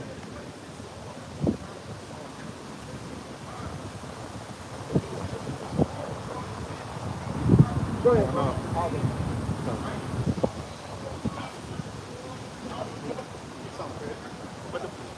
Back on Malachi? I got no. Malachi 1 and verse 8, going back into the sacrifices. I'll read verse 7 again. Ye offer polluted bread upon my altar, and ye say, where have I polluted thee? In that ye say, the table of the Lord is contemptible. That's it, man. They acting stupid, right? Acting dumb. But what? A dumb nigga face, right? When they get caught on something, dumb nigga. What? You knew, bro. Quit playing. Go ahead. It says, verse 8, and if ye offer the blind for sacrifice, it is not evil. And if ye offer a lame and sick, and if ye offer the lame and sick, is it not evil? Offer it now unto thy governor. Will he be pleased with thee, or accept thy person, saith the Lord of hosts? But yeah, that was basically right, man. Like man. What you're giving up, man. If your sacrifice is acceptable or not. And applying it to today, because we know that the sacrifices are done away with Yahweh Shai. But we're presenting our body as a living sacrifice, right? We got to make sure, we got to make sure, brother, we got to make sure we tithe, make sure, we're making sure we don't have any blemish or anything like that, right? We got to make sure we manage our time properly. These are all the things, because what? The Lord said that the praise of our lips is a sacrifice, man, in Torah. So everything we do, hey, we got to have a mindset of, shit, am I giving it my all? Instead of giving bullshit time for the Lord, right? And you did mention about that the blood, not being in our hands, we're warning them, right? For the things to come. And I got this real quick. It says, from Ezekiel 33:1. Then the word of the Lord came unto me, saying, Son of man, speak to the children of thy people, right? We're warning Israel, been telling, like we went into the lesson yesterday, been telling these other nations what's about to happen to them. Not warning them, but telling them, right? It says, verse 2, Son of man, speaking to the children of thy people, and say unto them, when I bring the sword upon the land, right, going back to the Ezekiel 3, it talks about give a warning from me. The Lord is bringing that sword, and the sword is these Esau Edom, man. The Lord said that he prepared the wicked for the day of evil, right? That delivered me from the sword, which is the wicked, right? So the wicked, the Lord said he used Esau Edom to come down on you niggas, man. Simple as that. You know, man, the Lord is going to devour and destroy. The Lord said on Ezekiel 12, he talks about how the sword Let's keep dropping it. They messed up the charge. So this sword is getting polished and polished. Have you seen like an ancient Muslim thing? You know, they have a wheel, they polishing, looking at it, and it glistering. You know, looking at it glistering. The cut something, and it's a smooth cut. That's what the Lord is doing right now with Esau Edom. I don't know, people probably forgot. You must have forgot, right? When everything was shut down, they were putting out, they were bringing military people into the cities, right? Where they at? Where they at? They somewhere here to where they say, let's get it. Cold red, right? So the movie it talks about cold red. Oh, when they give that cold name, cold red, man, it's about to be hell on earth, man. Simple as that. You know, but it's all the working of the Lord once again. It says, I'll continue on it, and say unto them, when I bring the sword upon the land, if the people of the land take a man of their coast and set him for the watchman, if when he seeth the sword come upon the land, and he blow the trumpet and warn the people, right back to that Jeremiah, the trumpet, the sound of war, right, the alarm of war. It says, and warn the people. Then whosoever heareth the sound of the trumpet and taketh not warning, if the sword come and take him away, his blood shall be upon his own head. And you know, part of that sword that we're warning, it is Esau as well too, but it's also Yahweh and the elect. The scriptures speak about the Lord is coming with a glittering sword. It's all types of references. And the Lord's coming to bring some damage to this place too. See, the Lord gave us a warning to get us right before he come and fuck shit up too. He's trying to have us get saved from his wrath as well. You know, when you read we're reading this right now, when you read First Kings, we always speak about this. And Yahweh Shai's King Solomon set up his throne, a lot of bloodshed happened. He had glue clothes and a lot of incense. So you know when Yahweh Shai's kingdom is going to be instilled or implemented, it's going to be a lot of bloodshed. So you want to make sure that you're on the right side of that bloodshed. You don't want to have a hit list on you. You don't want to be a hit list. Hey, because King David gave King Solomon a hit list. Do this and that. Make sure he don't go to his grave. Right. Make sure this. Make sure that. Hey, we got to be on the right side of the Lord, man. Yeah. We don't want to have what is it? Angel behind us, right? We want to have a righteous angel that's going to protect us from the calamity that's about to come. Right. It says back to this Ezekiel 33:5. It says, he heard the sound of the trumpet and took not warning, his blood shall be upon him, and he that taketh warning shall deliver his soul. Right? So again, you hear it, oh shit, America about to be destroyed. How do we get away from this, right? And then that's when we come to the camp, you know, and you know, however the Lord does it with you, you know. This is verse 6. But if the watchman, right, this is concerning the watchman now, right, the prophet. It says, see the sword come and blow not the trumpet, and the people be not warned. If the sword come and take any person from among them, he is taken away in his iniquity. And you know, like the brother said earlier, these other camps, they're blunt. Here it is, the Lord gave all the camps trumpets. But really through the spirit, Great Millstone is the only camp that's, and I mean, of course, others may not be that way, but in the spirit of it, Great Millstone is the main camp that's pushing out that trumpet of war, trumpet of destruction. You know, it's how it's tuned. The other camp, they're pushing out that vibration. Hey, it's y'all got Louis Armstrong demons on. Yeah, you got jazz demons on. You playing the trumpet, and Jake is getting more into bullshit, partying. You know, getting more settled in their league. Hey, remember the cartoon, the movie Jungle Book with King Louis? He was doing the trumpet and shit, all that bullshit he was doing. That's niggas out there. There's tones, like the brother said. There's sounds that come from how you play. That trumpet sound when you morning, that trumpet sound in the morning when they wake up the troops, that's completely different than you playing the trumpet, trying to serenade some pussy. Right, that's like playing DMX at a wedding. But that's what Jake's going off in. So here it is. You got to blow the trumpet for like the brother's going into, but at the same time, you people gotta hear it too. Here, a trumpet is loud, man. Even in my head now, I can hear a trumpet playing. Trumpet is a very familiar sound. But you assholes that are walking up and down the streets watching the World Wide Web, hey man, this trumpet sound been ringing out for over 30, 40 years, 50 years damn near. And then they only expanded to what? Since 2007, 2008, when this hit the internet. Then that trumpet sound was this Dolby Digital surround sound. It wasn't just coming from one place. Here it is, the Lord is hitting all in the nation of Israel with what? That trumpet sound from around the four corners of the earth, and you still got niggas that don't want to hear it, man. Bro, imagine, okay? Imagine in Florida when the hurricane was coming and there was an alarm and went, and you just looking at it and turn around and you gonna die. You just Fuck it. The burning building, you hear that motherfucking alarm sound, right? And you just like, fuck, I have to go back and sleep. Right? And that's what it is, man. That's what these niggas are doing. Back to the American dream. I'm comfortable, right? Go ahead, brother. Okay.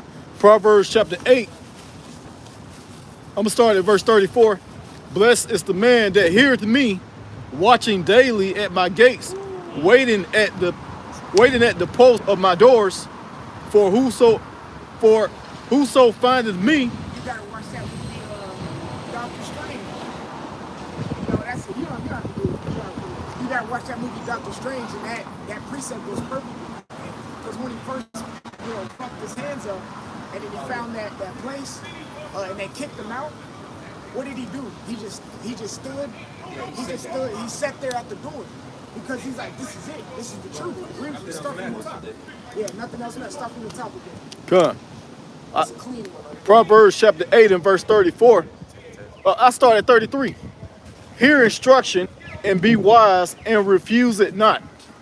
Blessed is the man that heareth me, watching daily at my gates, waiting at the post of my doors. And that goes into like you were mentioning earlier, my sheep hear my voice. You see? And if you hear the voice, guess what you're going to do daily?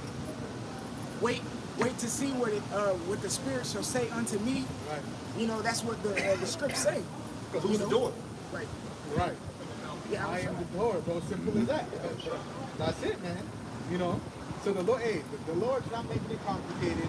The Lord's giving you the correct skinny, and He's giving you exactly what you need to hear, right? And He gave you what? A straight commandment, what you should do to avoid punishment. And brother, if I may say, it's like when King Solomon was visited by the Most High. And what did he do? He prayed for the wisdom and understanding to lead people. But we're in that same state, and everything else is just going to be added to you. Scripture said that in Matthew 6. The Lord said it himself in Matthew 6 chapter. But that's the third time that's what Seek ye the kingdom of heaven, and everything else shall be added unto you. So in the spirit of it, we're in that same state. Why, like you said, the red pill community and all these other people, what they're looking for notoriety, honor, fame, respect, manliness. They're looking for all these things, but the only way to get it is through this path, the straight way, the straight gate. Because this gives you all of that in proper timing, proper dosage. You can get too much of something to be thrown the fuck off in your life. That's the spirit me and the brother was talking about. Ecclesiastes 31. I think it's like 31 and like 16 or something like that. It says, eat what's becoming of you, or what is set before you. You see what I'm saying? That satisfies you for that amount. Yeah. Don't reach for anything more. It says devour not, lest you be hated. Eat honey sufficient to be. Yep. Because if you it says an uncaused balance is an abomination to the Lord. So if you eat any, like for example, if you drink too much water, nigga, hell yeah. You flush out all your electrolytes. Exactly. See what I'm saying? Exactly. Like just because it might be good, or it might, be good for you, but hey, bro. So just say be not over righteous. That's it. And be not over wicked either. You know what I'm saying? I got something real quick. You mentioned the straight game. The second Ezra 7 and 3. And I said, speak on, my Lord. Then said he unto me, the sea is set at a wide place. that it might be deep and great. But the caves, the entrance were narrow and like a river. Who then could go into the sea to look upon it and to rule it? If he went not through the narrow, how could he come into the broad? You see, at the end of the day, you start with the apostles and elders and their elders. You push the nation of Israel, especially specifically the men. The only way you're gonna get what you're looking for at any level is going through the straight gate. You gotta suffer through it. You know, I was looking at something the other day, and it's true. I think Marcus Aurelius had a statement about this basically, about the fact that having a hard life builds character. You know, but instead, that Edomite Esau Cain spirit, Jake has one of this easy life.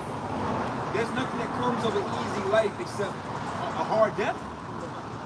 You live an easy. That's why the scriptures say, "She that liveth in pleasure is dead while she liveth." So this suffering that we're going through is to give us the characteristics, the attributes, the temperaments, as you said, to be able to handle anything that come our way. See, a lot of Jake, they can sit around and they watch thousands of hours of Kevin Samuels, thousands of hours of Steph So Cole, thousands of hours of all type of other philosophies and thought processes. But at the time a little bit of turmoil, hard times come their way, it's through, they bitch up. They bitch up. The water, didn't we say this the other day when David told me, hey, you know what, the water I was shot for giving us a day just to suffer. Here it is, our power understands you need to suffer. It's part of life, but you be afraid. Nobody wants to suffer. You don't want it, but you need it. That's the only way that's going to give you the persistence and the perseverance to get through life, man. And we're about to, like you said, we're about to go through some hard-nosed, fucked up times, man. Can't, and they don't sugarcoat it. Ain't no sugarcoating Jacob's trouble. A lot of these niggas, I got you. A lot of these niggas out here, 6 hours into it, are gonna be looking to kill somebody to eat. Cannibalism gonna break out in the first 3 hours of tar times. Because you niggas is used to eating all the goddamn time. Rape is gonna break out because you niggas are into your flesh. It ain't gonna take long. See, you watch these movies and you think it's gonna take 8 weeks and shit. 8 weeks for these people, these Americans to lose their shit. Once they know it's no returning back to whatever that means, it's over. I'm talking within the hour. Okay? So it's best to, like you said earlier, go through the straight gate now, build the endurance, get tough skin, you know? Hey, I said this years ago too, we're gonna get back to the scripture. Hey man, if the Lord, you know, we be in that spirit of, if the Lord would have came back 5 years, I would have been ready. I wouldn't have been built up on no level to deal with anything. And I can humbly say that. You just in the spirit of desiring the day of the Lord. But really, if the Lord got us going further, it's because we got more endurance to get, man. All right, you understand? That's the measures that the Lord has given us. Yeah. To what? To fulfill, to fulfill His word, man. And it says that there's different offices, different type of faith. Like everybody has to be to the measure that Yahweh has given us. And whatever that measure may be for each brother, then we got to fulfill that. And you know what, brother? Also, we're leaders. You're not just getting it, like the scriptures say, you're gaining this wisdom not just for yourself, but those that want it as well. So here it is. You can't just have enough faith. You can't have enough faith for just you. If you think that your faith is enough, just the units that you think that, no, you gotta have enough, you gotta have extra. You gotta be able to, when all hell is broken loose out here, you gotta be that, like we always say, you can't be the one in that room, no matter what the room is, and there's Jake in the world there, and you having a whole breakdown. You gotta be the one that's helping people get out of their breakdowns. So more is required of us. Way more. We not, hey, like we always say, man, we're not just gonna get what they give you to the kids that are like 4th and 5th place, like participation trophy. Ain't no participation trophy here, man. We not just we fight to be part of 144,000. There is no like, you know what, brother, you wasn't good enough to be 144,000. You're just gonna be a 1/3. Nah.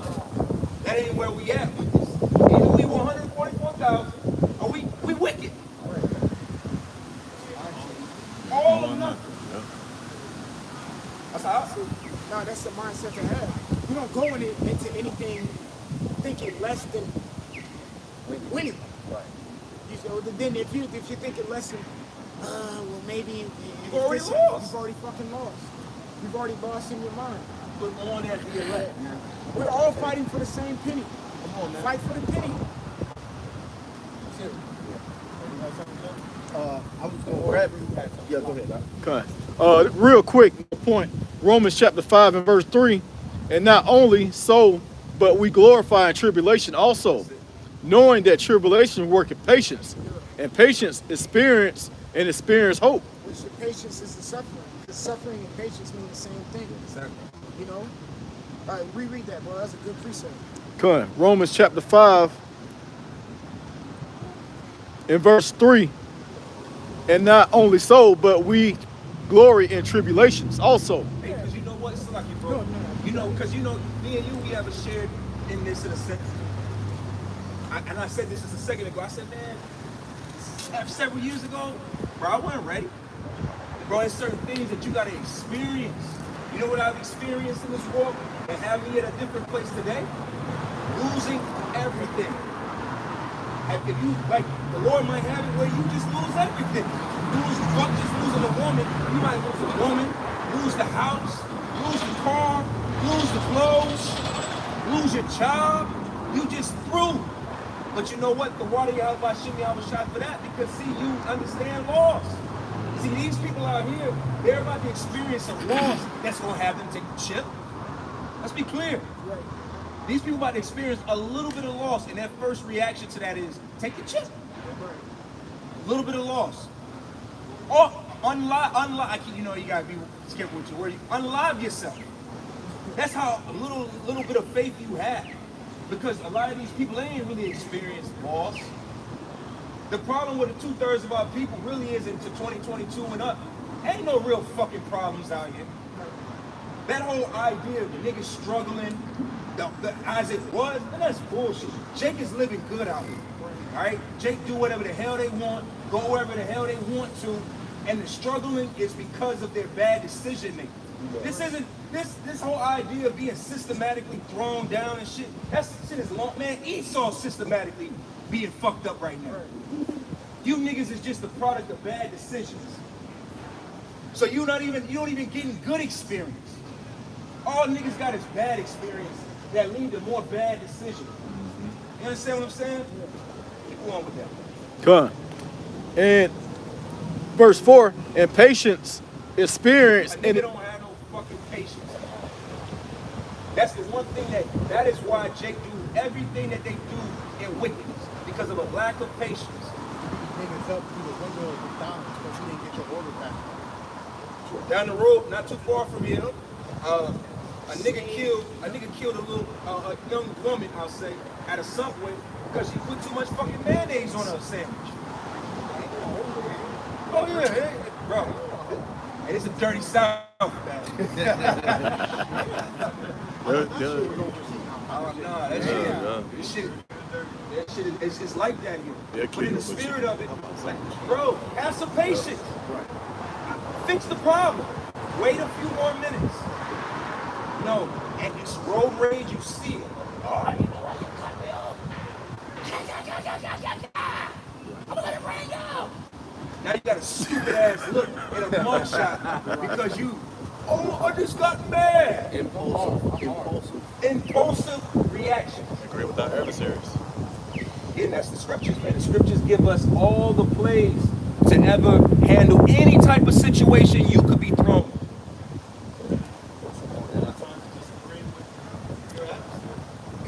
You know what? I'm gonna tell you what it comes down to. Two things. Not being proud and keeping your patience. If you're not proud, pride is what gets you in these situations. Man, fuck that. That nigga can't talk to me like, you think you can cut me off? You can cut me off in traffic? Right. Who the fuck is you? Right, you ain't no goddamn body. Me? You gonna cut me off? That's pride. All of that, you hear all that energy I'm reacting. That's pride. Right. That's ego. You gonna do this to me? That boy Yeah, you, Denzel nigga. Washington in training day. I was just thinking. Yeah. You know what I'm saying? Keep going. Good. Verse 4, and patience experience, and experience hope. And these niggas, these men, the men of our nation, I'm gonna tell you one thing they don't have: experience. The average nigga under the age of 40 today on the earth is experience-less. Don't have no experience of life. Don't know how to do shit. Just a boy with a sagging nutsack. What are they saying? I'm old nigga. You know what I'm saying? You don't know nothing. I'm old me. You know, I'm right. But it says in the scripture as well, it talks about that honorable head if his way was in the way of righteousness, man. Right? But these niggas trying to tell us to do something that's not according to nah, man. You don't know shit. I might be young, might be younger than you, but I'm experienced well. Right? Like the brother was speaking about. But like the brother, hey, perfect example, man. Experience less. Yeah. Because you really haven't came into this truth, man. You don't know what it is, man. So that's when we started living, when we came into the truth. Yeah, exactly. We were dead before we came into the truth. So therefore, that was the very first moment. That's your experience from day one until today that you're in the truth. These are experiences. Right. Experience in college is not an experience. That's like it, bro. That's why one thing our people have done so well over the last 10, 20 years, 30 years of life, travel. They go everywhere and be the same nigga. These niggas go from the East Coast to the West Coast, Central, North, and South America. They go to Africa to come back to Decatur and anywhere in America and just be a regular ass chicken wing and cheap beer drinking nigga. If I could say something, and brother, you could probably attest to this as well. You know, my rib, she grew up a lot in Dominican Republic and in Mexico, and she's like, man, I need to take you down. It's gonna make you actually appreciate this band that we live in, because she said in the Dominican Republic, they don't got electricity. You know, if you have electricity, it will run if you pay for that day. You know what I'm saying? Every morning you have to wake up, you go running, fetch your water. You know, you don't take warm showers. You take cold showers all the time. She said it was the same way in Mexico. You know what I'm saying? You run down to the market to get your food. You know, every time when nighttime hits, you hear gunshots like a war zone every day. You know what I'm saying? And then when you come back to America, you're gonna be like, damn, man, we are living luxury. Poor here is not poor. Understand that. You are if you have a one-bedroom apartment in the south side of Decatur, you are fucking rich in Mexico. You're fucking rich in Puerto Rico. You're goddamn rich in Haiti, in Dominican Republic. If you want to go to the DR, of course get your passport, whatever. What the fuck? If you want to go to DR, you can find a good like resort and stay there for a month for like $500. Yeah. And I'm talking top of the line luxury. Yeah. All you need is $500. You see what I'm saying? You want to go to Miami, you probably gonna have to take out a loan. Right. I need a $5,000 loan For the week. for the 3 days. For a fucking round trip. Let alone what you have to give. That's why it says in Revelation, it says them that live deliciously. You know what I'm saying? So, hey, dainty, man. Here, it's full of fried foods. What is it? I heard some motherfucking fried watermelon, nigga. I'm like, what? Bro, they got, you know what I'm saying? let me twist your tater real quick. Yeah. At the down in Texas at the Dallas State Fair, they have fried ice cream. How the fuck do you do that? Hispanics do that shit all the time. Fried When I ice say cream, fried fried Oreos, Snickers. when I said fried watermelon, that shit kind of got me on. Like, what? It's supposed to be hydrating, ain't it? What? Chicken donut sandwich. Hey, niggas get cute for that. You know they have the Real quick, I got something that says Hebrews 12 and 11. Now, no chastity for the present seemeth to be joyous, but grievous, nevertheless. Right? Because the Lord knows that we have to suffer. That's why I said, nevertheless.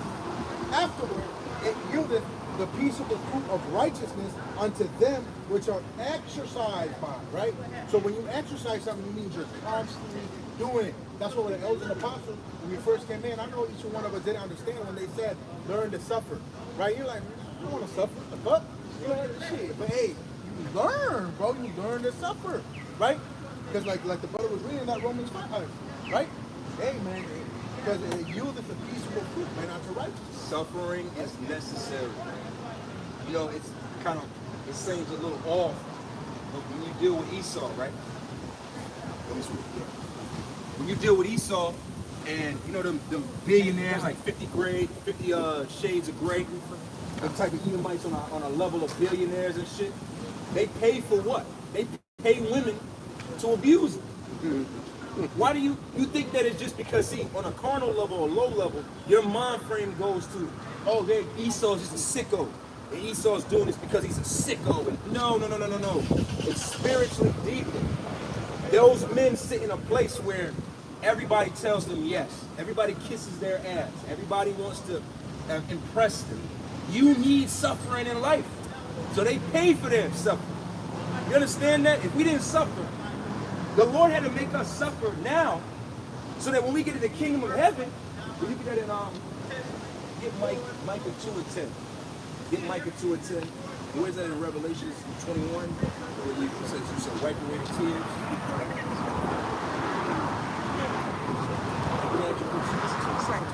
This is 2 Corinthians 12:9. It says, and he said unto me, my grace is sufficient for thee, for my strength is made perfect in weakness. Most gladly, therefore, will I rather glory in my infirmities that the power of the Mashiach may rest upon me. Therefore, I take pleasure in infirmities, in reproaches, in necessities, in persecution, in distress, for Mashiach's sake. When I am weak, then I am strong. Yeah, because again, we were talking about this a while ago right there. There's no lesson in the championship. There's no lesson in the championship. You think there was a lesson? You think, did LeBron learn something in his 4 championships? Or did he learn something in losing 6 times plus in the finals? Yeah, hey, because that's why it's so hard to repeat or to three-peat. Because once you've gotten the taste of winning, what more is there to look What's forward pushing you? Yeah, what's driving you? And now a 1-point loss in Game 7, now that shit will drive you, because that shit hurts, and that gives you the fuel that you need mentally to push for another one, That's where the lesson is. The lesson's not in the win. See, the win is a what? It's all of the struggles, all of the suffering, the patience. That's all of that coming together in the name that equals success to the win. That's the reward of everything that you did. That's why the reward for us, suffering now. Matter of fact, go to Romans 8:16. The suffering that we're getting now, the reward is salvation in the kingdom. But we're not going through this in the mind frame of, man, why is this? Again, maybe when of course we gotta level up in this. So for me, I've always shared this with brothers. I remember when I first came to the truth and I was late on the rent. Oh my God, the panic, the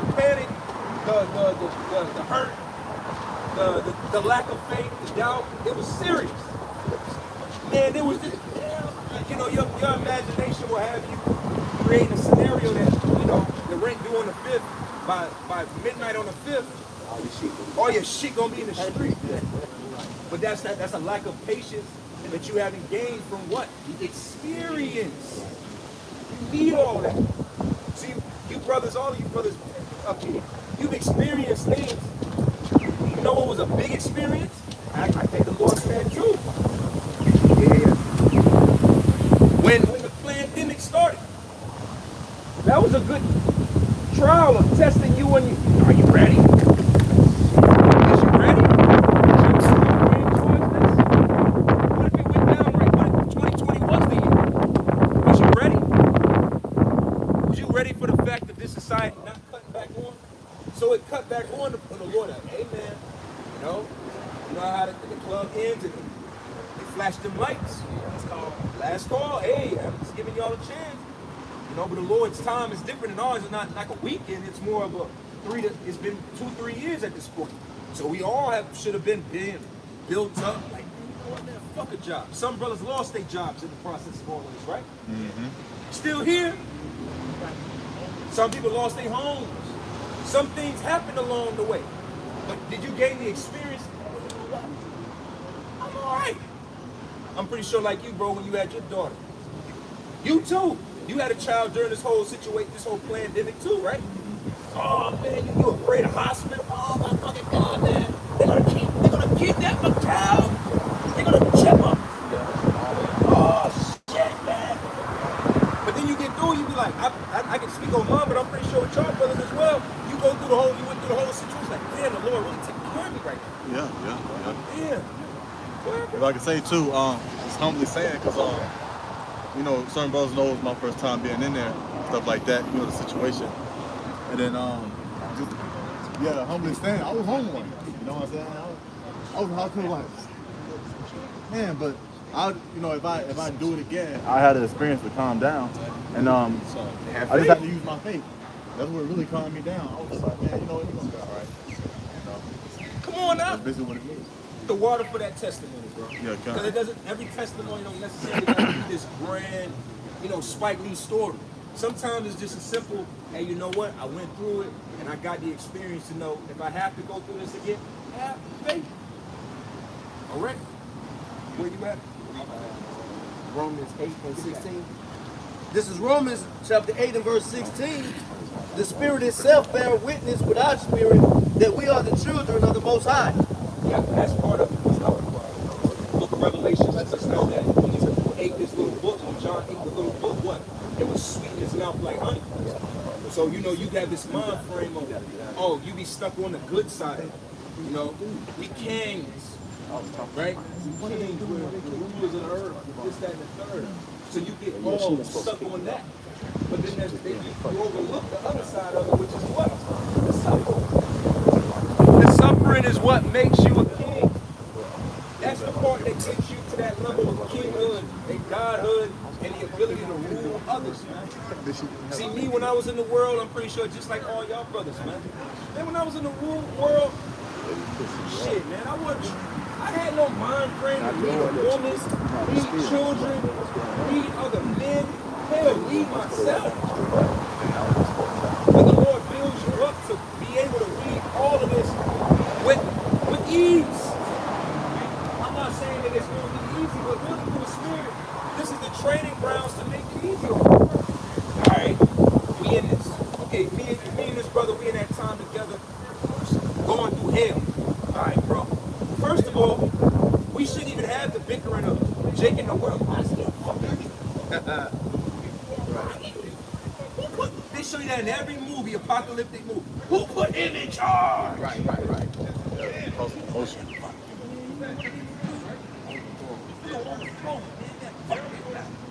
Second Samuel. Absolutely. That's Jake. Jake be having that. Who the fuck is he to lead me? In that time, you should be in the mind frame of, hey man, as long as we're not killing each other, we can work it out. Right? Yeah.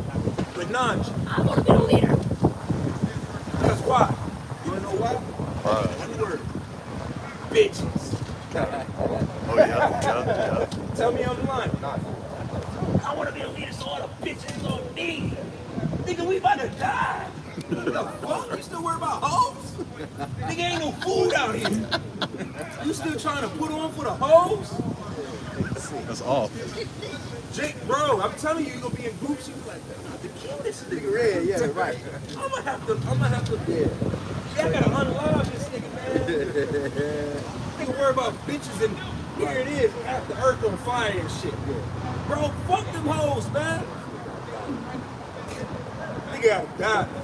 They'll show you in that movie Bird Box. They show you that in every movie. Yeah. Because one thing that Esau understands and he pushes in these movies, he understands the psychology of people. He understands that better than us in a certain regards. But we understand Jake too. We understand the Eden, the two-bird, Esau and all that. We understand.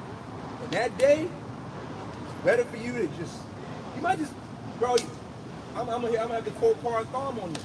That Bro, movie, people that go come around, man, that crazy lady. what's the secret? That's white though. It's gonna be weed. You know what I'm saying? You're gonna have to prove something, man. Because to take on somebody next evil, Play that evil,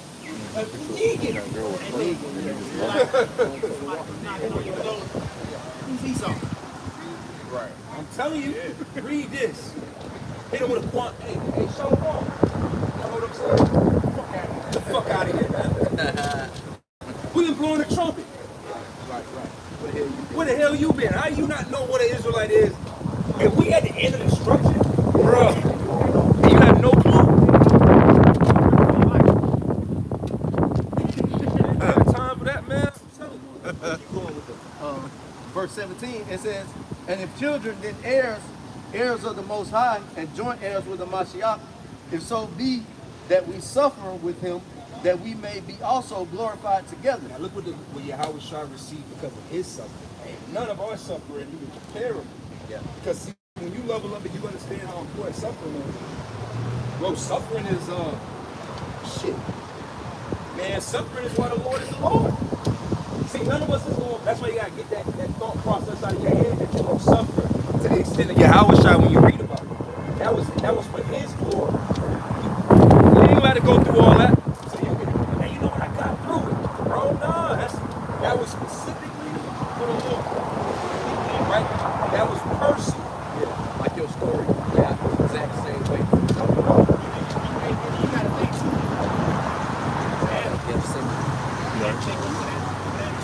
Transgression of Adam. He had to go through them great. Transgression of Adam, transgression of Solomon. He had some big boy transgressions. Yeah, I think in Isaiah, the 43rd chapter, where it says he was grieved at a lot of things. Yeah. You know, just roughly paraphrasing that. 43 or 50. Or one of those. Yeah, kind of. That he was grieved to his heart. Yeah.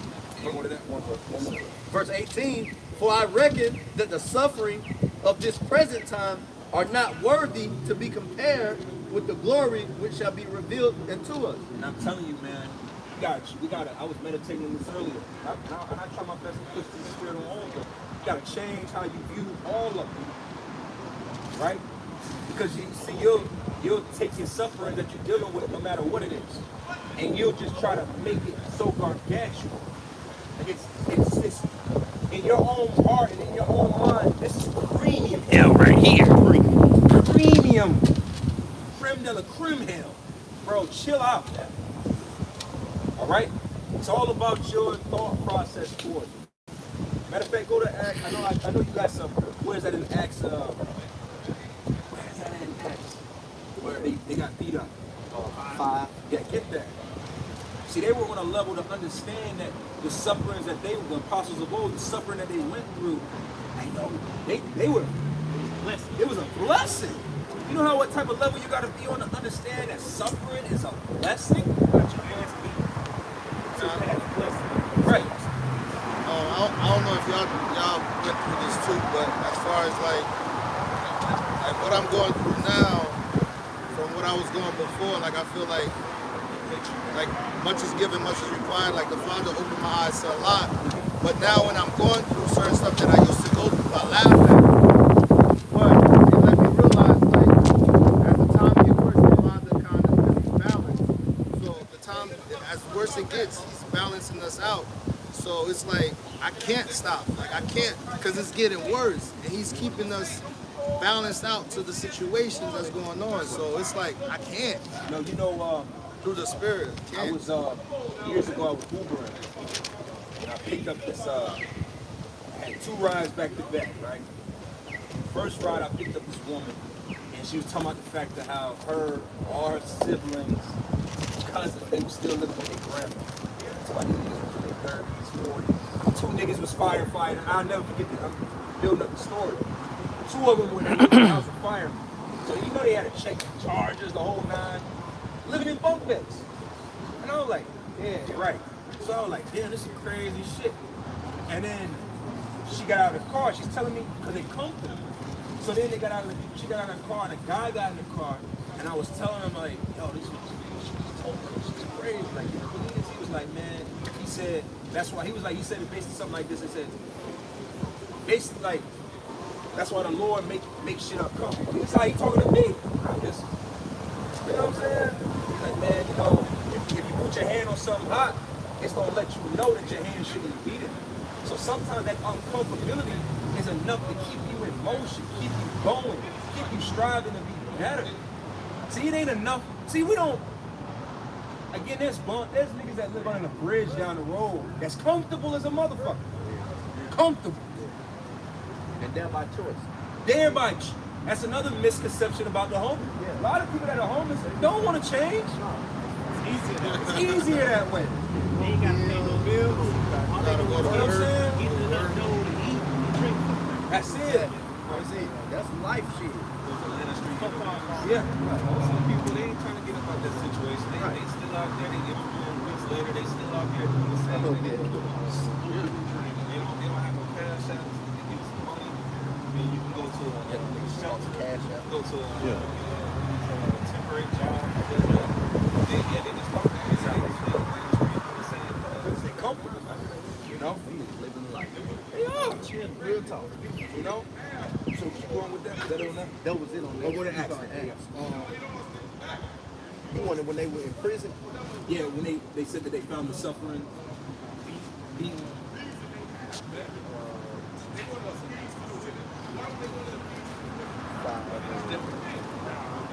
The five was the seven. Now, Peter John is fine.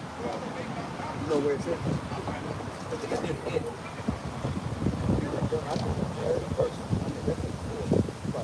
I think it is four. Four near the end, I believe. Acts 5, we start around 40. Okay. This is Acts chapter 5 and verse 40. And to him they agreed, and when they caught the apostles and beaten them, they commanded that they should not speak in the name of Yahweh and let them go. And they departed from the presence of the council, rejoicing that they were counted worthy to suffer shame. Rejoicing. So it says, and they departed from the presence of the council, rejoicing that they were counted worthy to suffer shame for his name. For his name.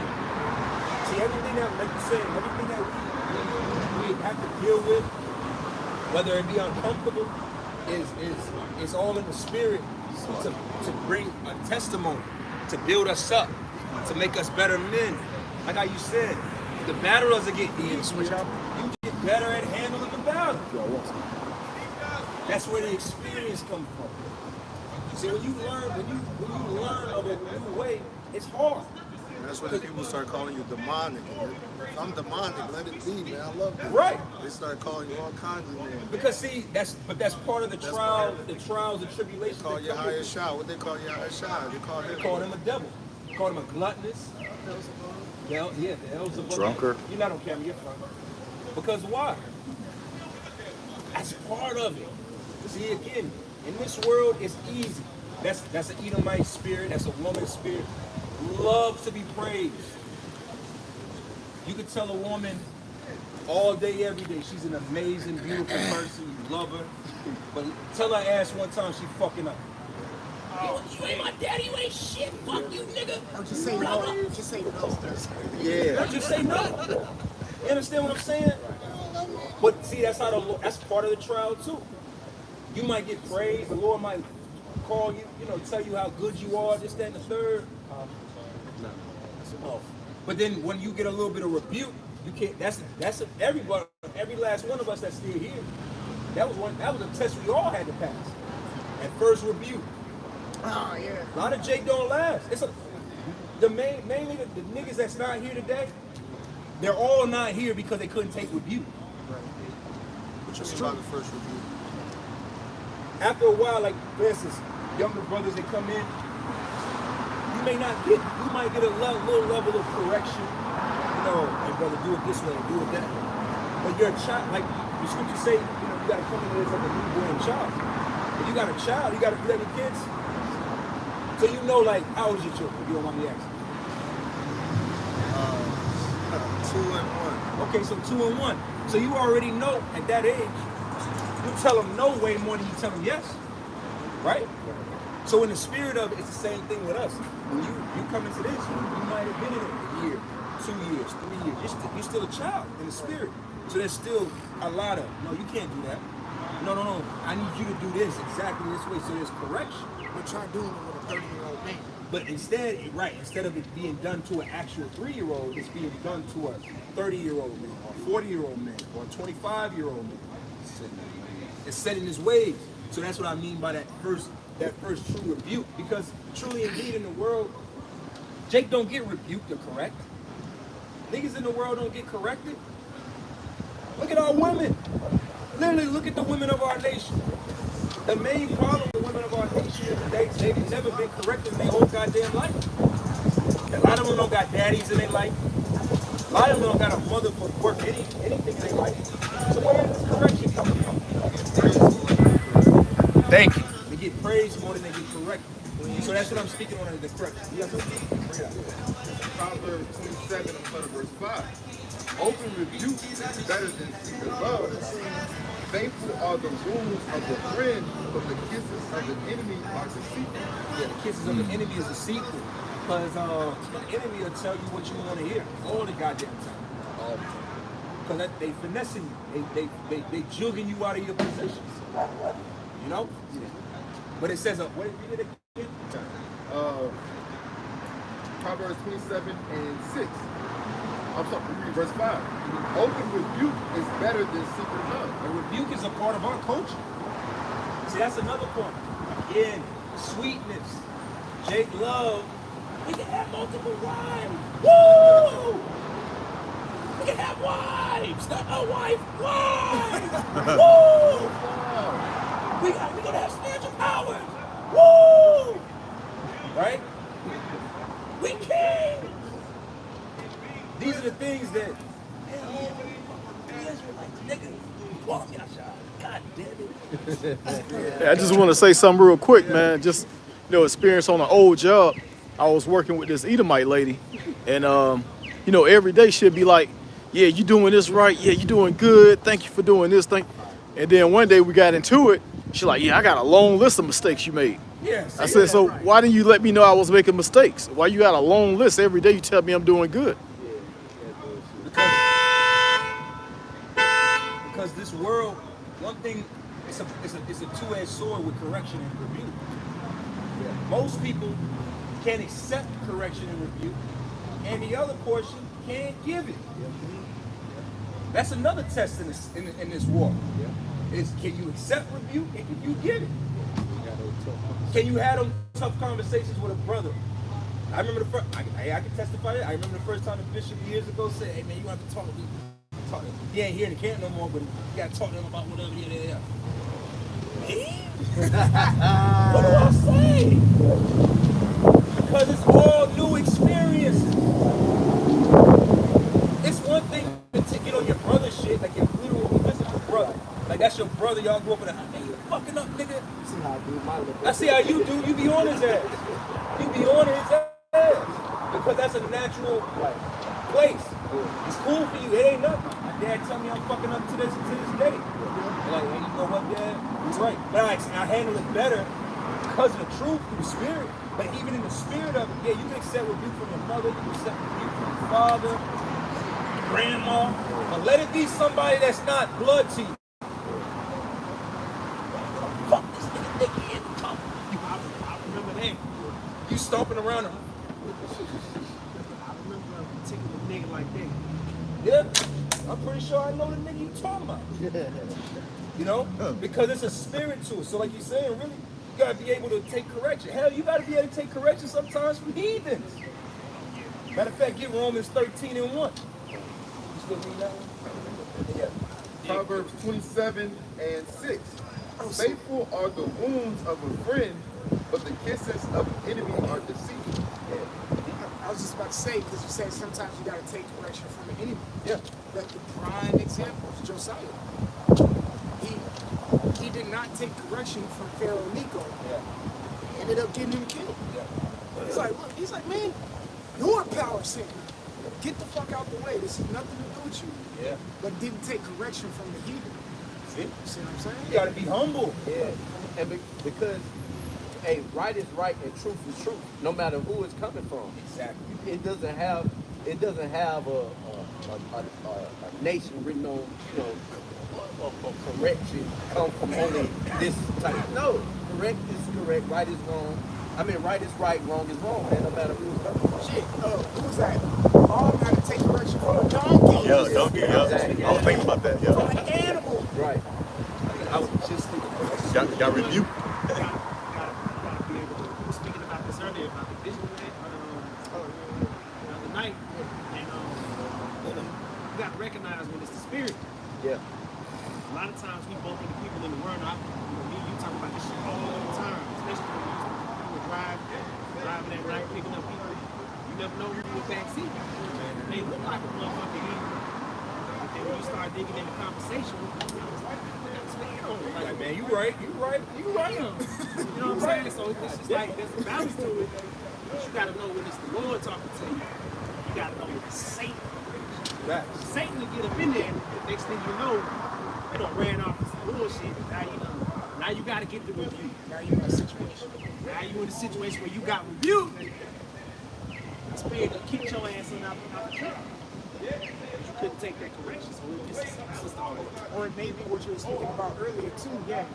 Captain, you're completely right. But also it may be something that the Lord is putting you through, that suffering process to better you, to make you uncomfortable. There's been men who got kicked out and stayed diligent and came back in. But it was just something that the Lord had to put them through, made them learn. They just had to learn it in that way. You know, It's tailor-made. And that's the spirit, man. Well, like the brothers were saying, sheep hear my voice. You have to know when the spirit is talking. And when Yahweh Shai he transfigured himself. And the two men were walking. And he was speaking to them, hey, what happened? He was like he didn't know what was happening. And the man, when he left, the man's like, a heart burned when he was speaking because that was Yahweh Shai, man. It wasn't him, like you couldn't see, he was something like, are you talking about like himself? when he came back? Exactly. And he was like, I knew that voice, my heart burned for that voice. And they figured out that it was Yahweh Shai, man. And he was speaking to his brother, and he was speaking to even a woman, shit, you just gotta realize. You've been in this walk long enough. Your own woman has rebuked you in the spirit. Hey, I said that years ago. you're lying. I was like, something. We was going into something. She was like, you keep saying that shit, but you never do it.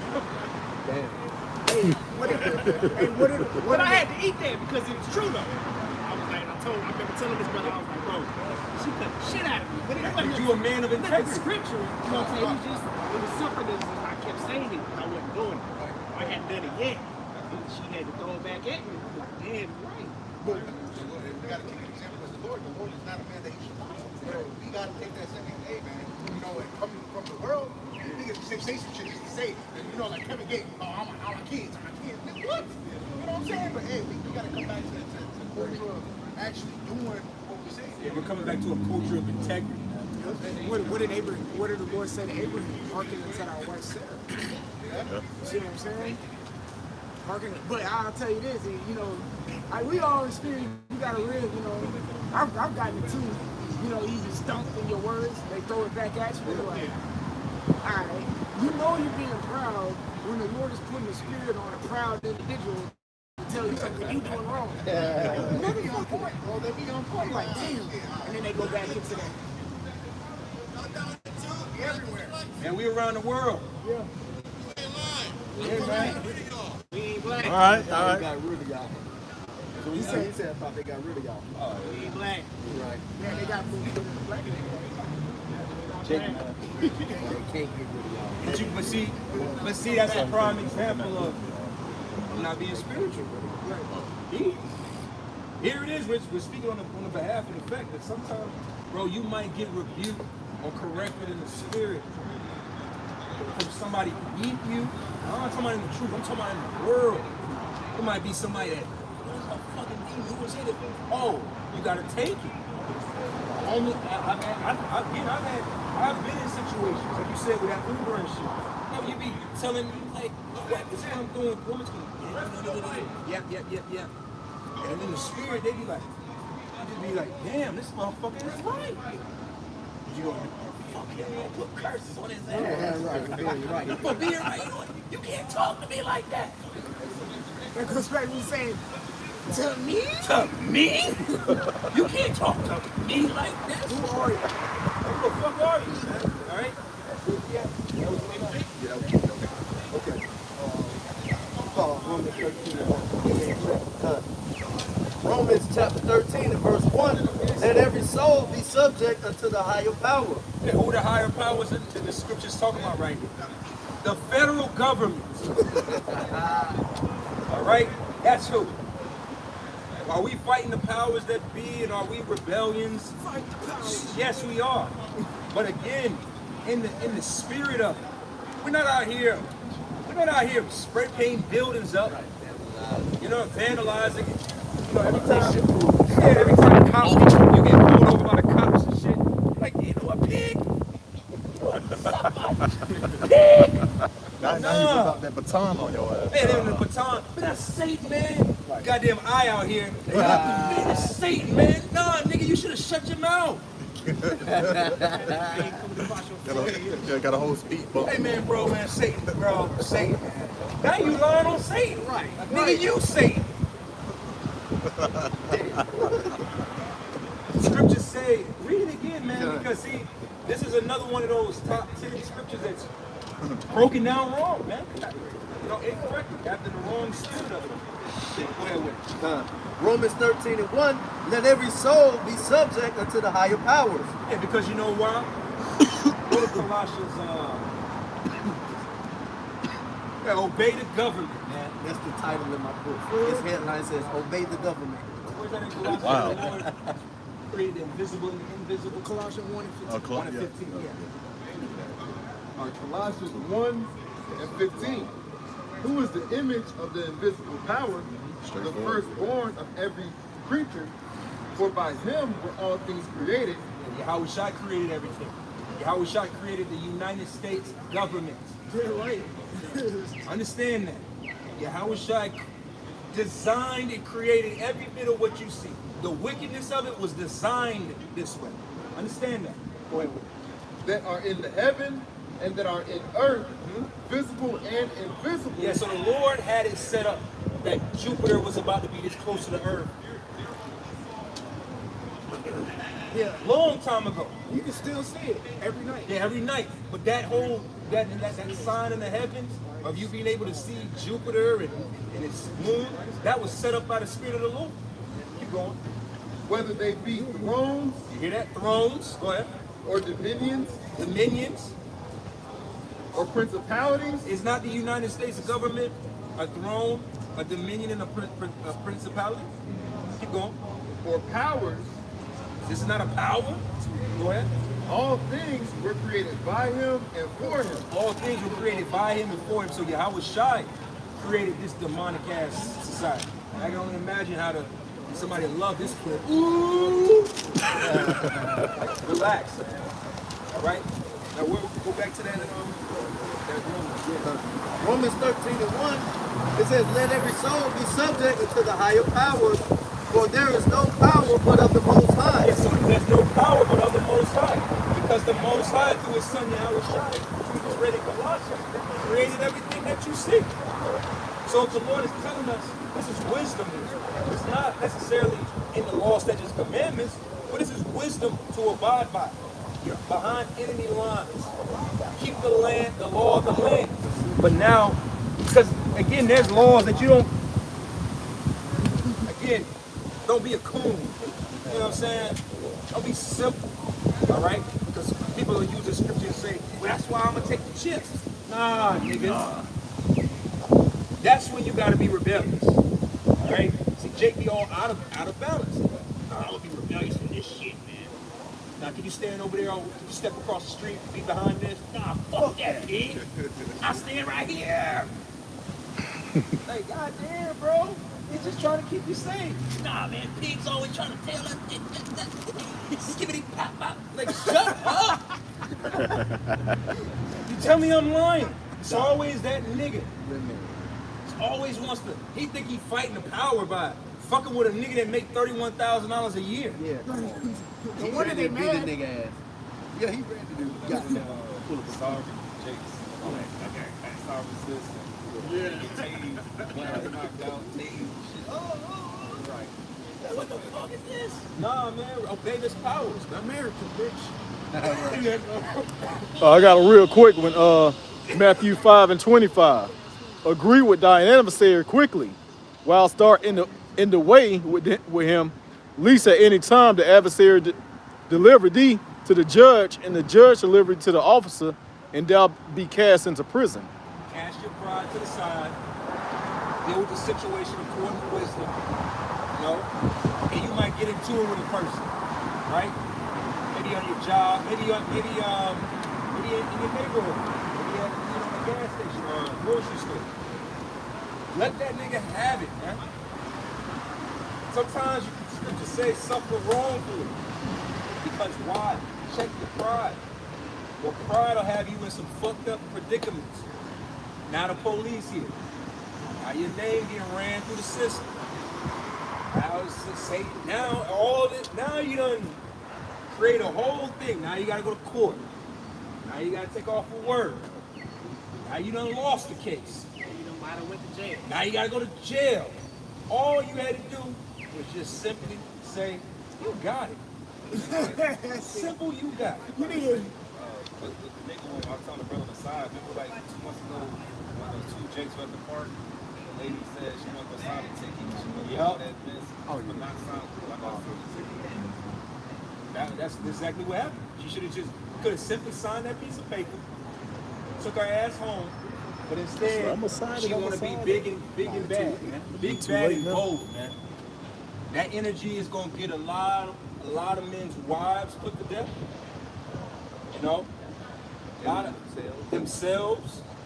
You know, you gotta be in a spirit of understanding. We trying to live another day to keep this fight going, man. Fuck these little skirmishes, man. Little disagreements and confrontations, man. To hell with that bullshit, man. All right, keep going with that. It says, for there is no power but of the Most High. The powers that be are ordained Salaki, of the Most High. Yeah. He telling us to listen to the white man. Jake is something else, man. Now again, you can see how they take this. He telling us to listen to the white man. Don't see what happens. Yeah, don't see what the fuck happened to you. Now everybody putting fish fries together to get you out of prison and shit. Right. Go fund these and you know what I'm saying? Free my nigga. Absolutely not. That nigga should have listened. See what fucked up you niggas, man, is we was able to get cameras and watch the whole scene. You be like watching this shit like He going off. Yeah. man. And free that cop. Yeah, George Floyd. Come to find out this counterfeit money. The demon. Oh, the dude at the Wendy's in Atlanta. Oh, yeah. Niggas drunk, pissy drunk. Right. On a Wednesday, nigga. Don't you got work in the morning? On a Wednesday night. At Wendy's. At Wendy's. The fuck you doing at Wendy's? Nigga should have just stayed asleep. Right. And then when he gets hemmed up by the cops are just asking him regular questions. This nigga over here taking tasers and shit. Right. Hey, man, what the? You deserved it.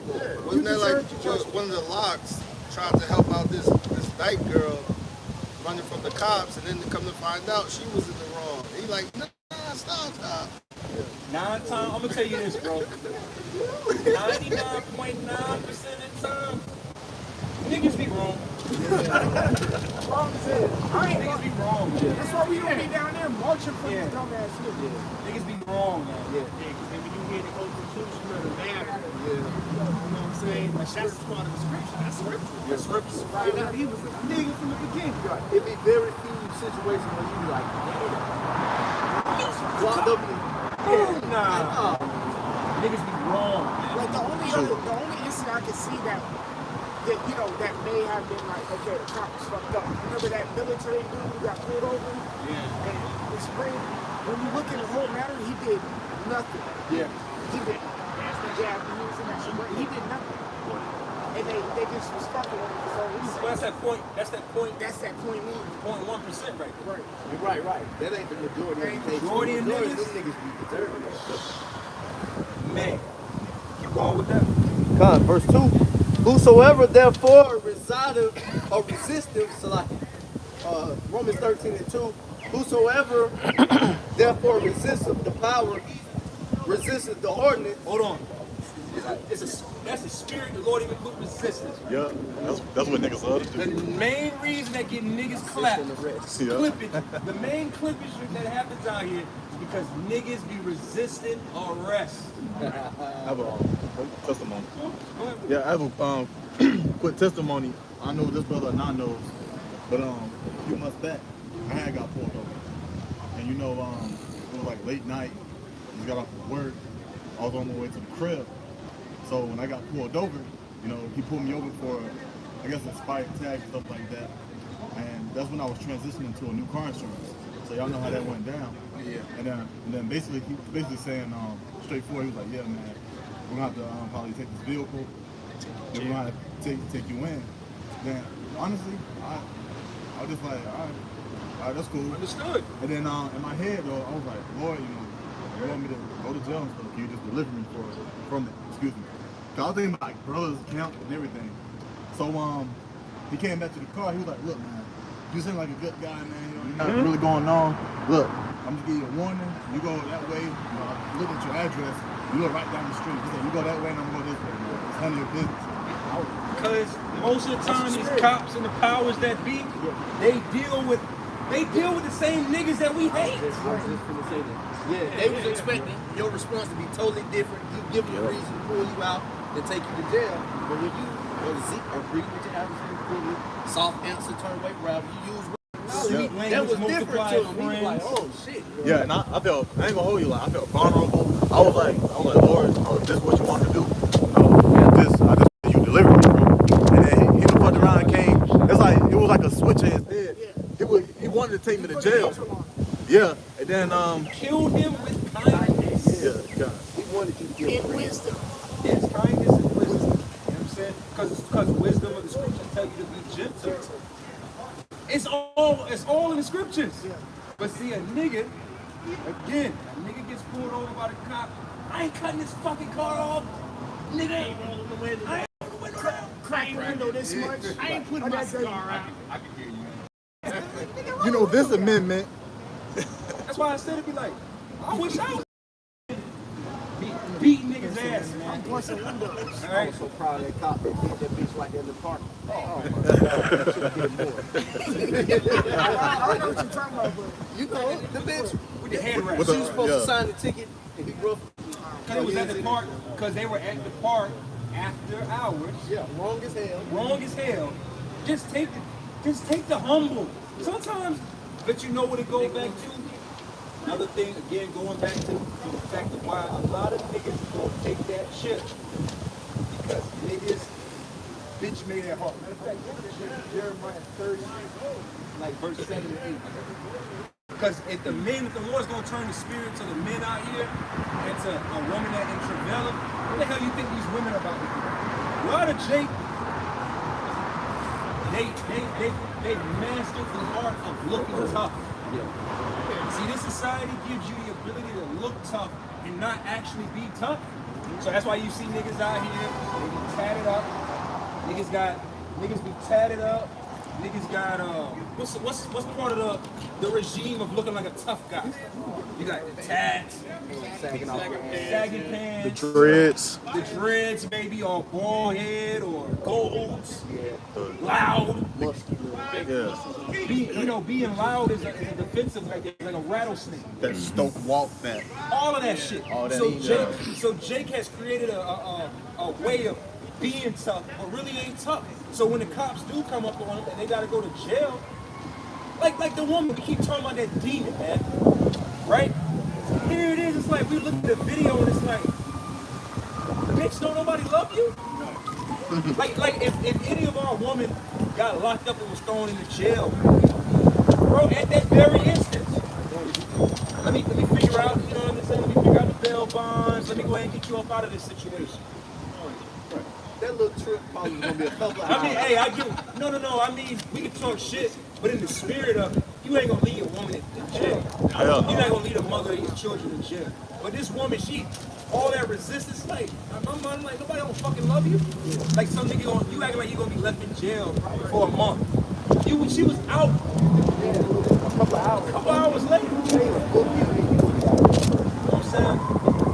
Yeah, something wrong with you. Real quick, man, because Jeremiah, like at first, when we first come in, we love our people. We're like, hey, you want everybody to get it. You know what I'm saying? Hey, come on, mom. Come on, pop. Come on, cuz. You know what I'm saying?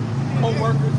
Hey, Jeremiah said, fuck you, nigga, man. You know what I said? Jeremiah 18 and 19. Give heed to me, O Lord, and hearken to the voice of them that contend with me. Shall evil be recompensed for good? For they have digged a pit for my soul. So they wanted to kill Jeremiah, man. So he said, fuck these niggas, man. You know? He should explain it. It says, remember that I stood before thee to speak good for them and to turn away thy wrath from them. So, hey, Jeremiah was praying for these people, man. Talk about, hey, you know, don't fuck them up that day. You know, pleading for them, right? It says in verse 21, therefore deliver up their children to the famine and pour out their blood by the force of the sword, and let the wives be bereaved of their children. Yeah, man, last week I was touching on it with brothers. Talking about my father. You know, me and him, we was going back and forth. You know, when you around, you know, our people, there's a spirit of wanting to talk about helping our people. And I'm having this conversation. I had like something like I had to like let them know to a certain extent. Like, I don't think you'll understand it, but I don't give a fuck about these niggas. Even though I can go point for point and be like, yo, this is what our people need, and our people are down bad, and our people are in terrible situation. You can lay it all out, but then the conclusion of it be, man, fuck these niggas, man. Because you know why? It ain't really. Brother's been in this truth long enough. When we was downtown, bro, how many more scoffers have you trying to put a ratio to? For every 3 to 5 niggas scoffers I've dealt with in my life, I've dealt with one in my scoffers. It's true. But it could be even more. We could say really more than that. You could really say probably like every 10 niggas scoffers you deal with, you might deal with one Edomite scoffer. You just had that one season at CNN. That's it. But that was it. That's it. And even then, they wasn't, bro. We was at CNN. We was at CNN during a. Nah. Y'all remember the other one? It was a Christian Concert. Yeah, it was a a Christian concert. concert. Yeah. Had to see it down the thing. And it felt. Hey, you know what? I think that's that same day. He had that one lady. DJ Love. That's when he came. That was later on. Oh, that was Probably one of our most viewed videos ever. That was that day? I think Yeah, I was cursing their ass out. The Christian asshole? I remember specifically there was a Hispanic lady walked past and she was all in my face talking about, you know, but I think that was that day when that whole crowd. I'm telling you. So we were out there in the midst of 100,000. It was easily 100,000 Christians. Tens of thousands of Christian people. We just out there black. We just tearing their ass blind. And they just stood there. They just kept quiet. But when we out there on the Jay-Z, man, you niggas ain't shit, man. Go get a job, man. That's a dress, nigga. You ain't shit. You know Drake be joining all the fucking. Drake always talking shit, man. Hey, y'all probably remember the video I sent when we was back at 5 Point? It was like 20 niggas just talking shit all at the same time. Nah, it be, man. But like you said, when you come into this walk, yeah, because when you come into this walk, that's that sweet. Like, yeah, man, you find out. No, we're not niggas. We're Israelites. You an Israelite. You an Israelite. You be like, oh shit. You're a king, here you go. Hey, you know what? Here's the kicker too. Send me that video. Here's the thing too, if you part of the Northern Kingdom or you part of the Southern Kingdom, you're like, damn, man. The Southern Kingdom and the Northern Kingdom, we want people. Oh, shit. Come Yashar. You be happy. Then you start to experience, like, man, you know what, man? Man, fuck them Mexicans, man. And you know what? Man, fuck them Cubans. It just develops. Because at first it's easy to hate your own tribe.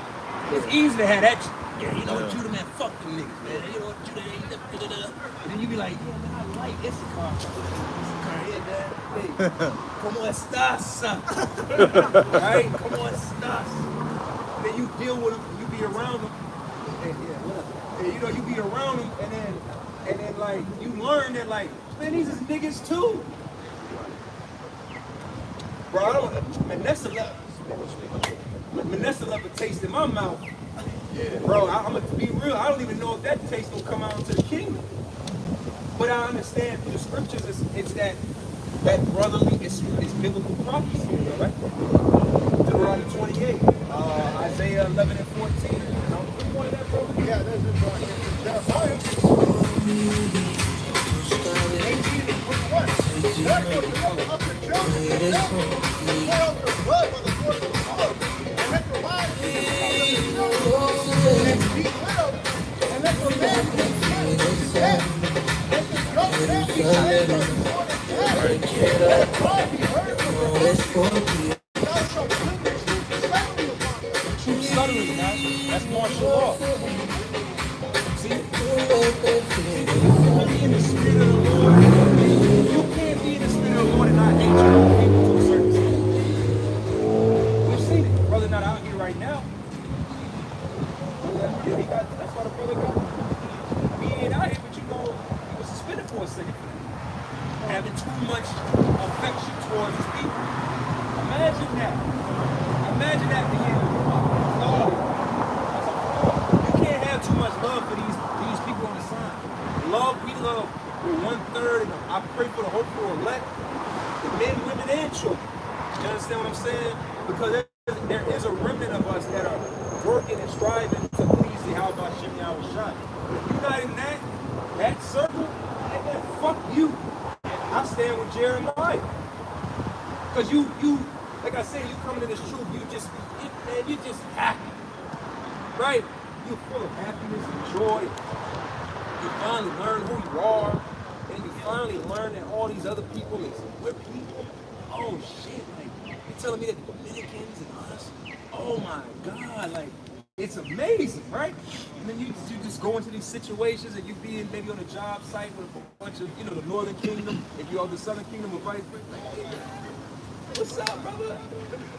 Hey man, I love y'all, man. Great. Like, man, oh, some fucking word or some shit. Cold shoulder. You're like, God damn. They all fuck you too, right? Demons. That be the spirit. Jeremiah, because Jeremiah, just like Abraham, we're very merciful people. See, if it was left up to us in the spirit, I don't even want to say it in the spirit really, but really our spirit has love for our people that we wish all of us could get saved.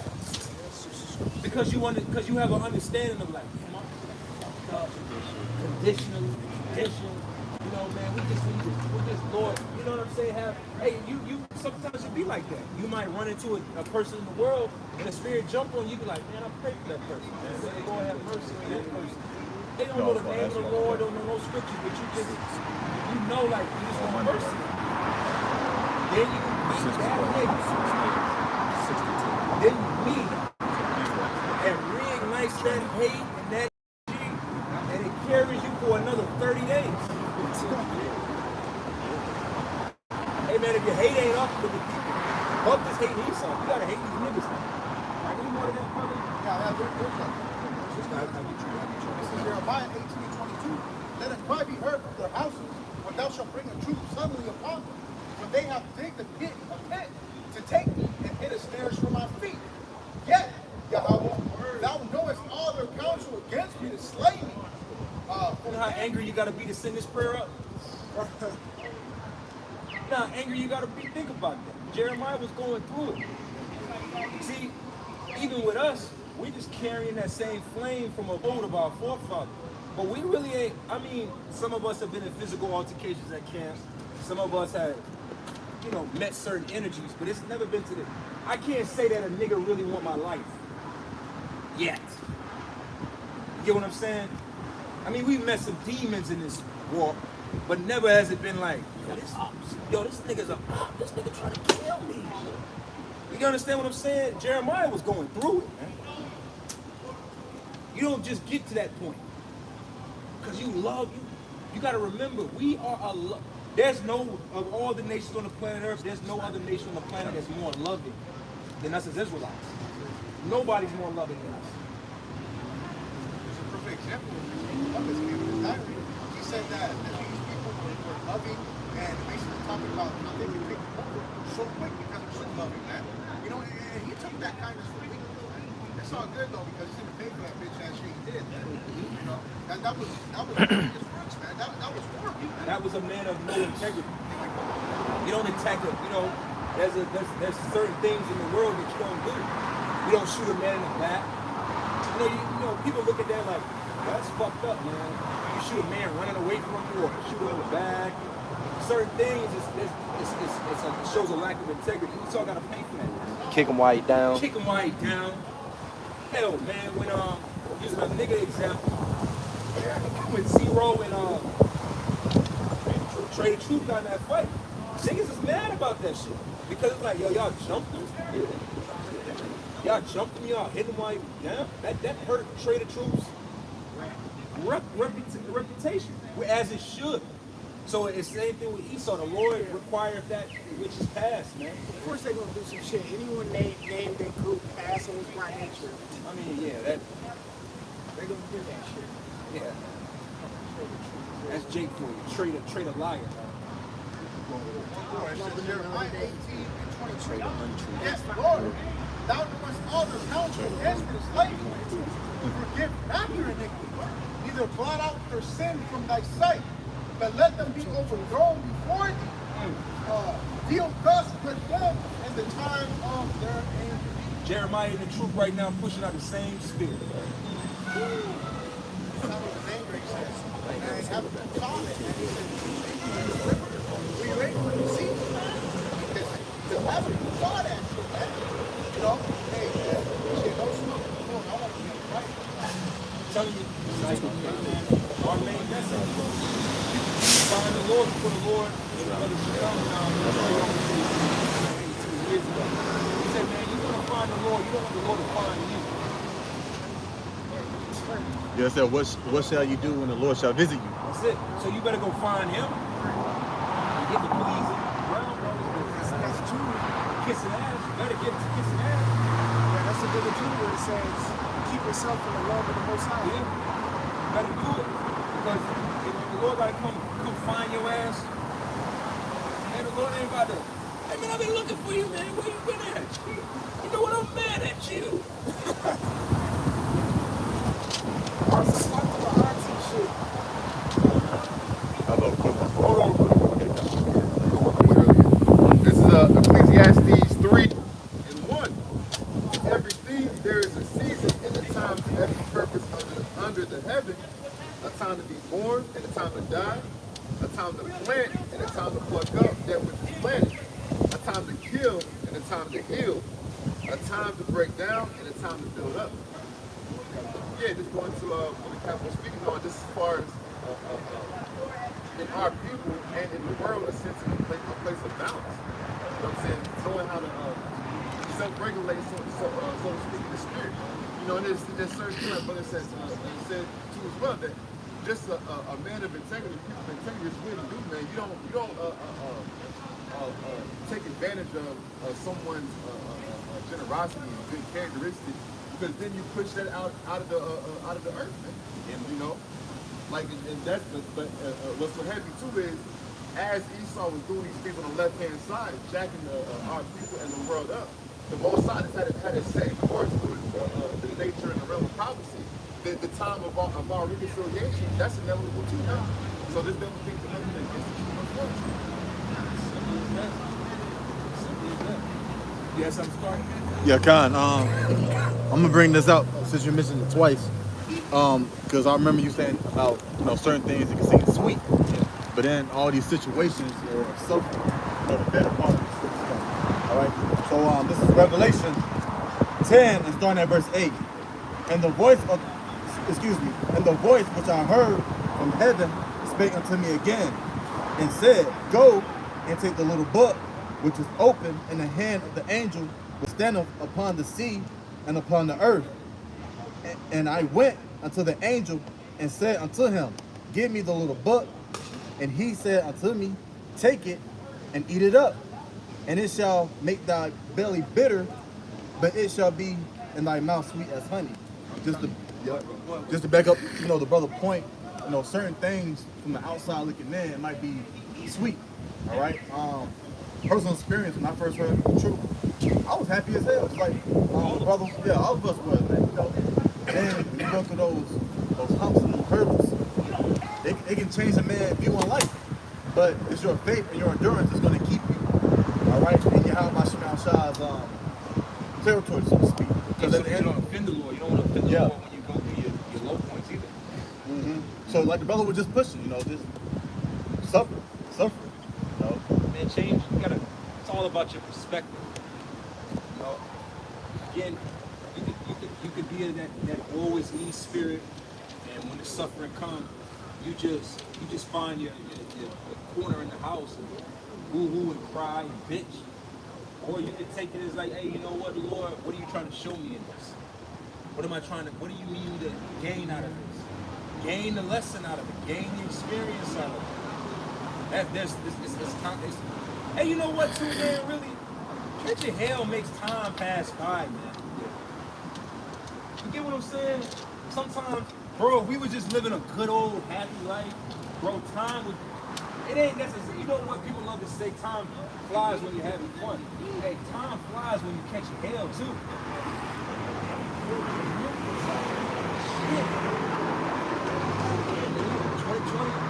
2022 is almost a record book. It keeps you on motion, keeps you going. So it's all about your mind. Or you can just bitch and complain and be all pouty face, and then you done pissed off the Lord because the Lord's looking at you like a bratty little nigga child. And he's gonna take the Holy Spirit and cast you back to the congregation of the dead. Right?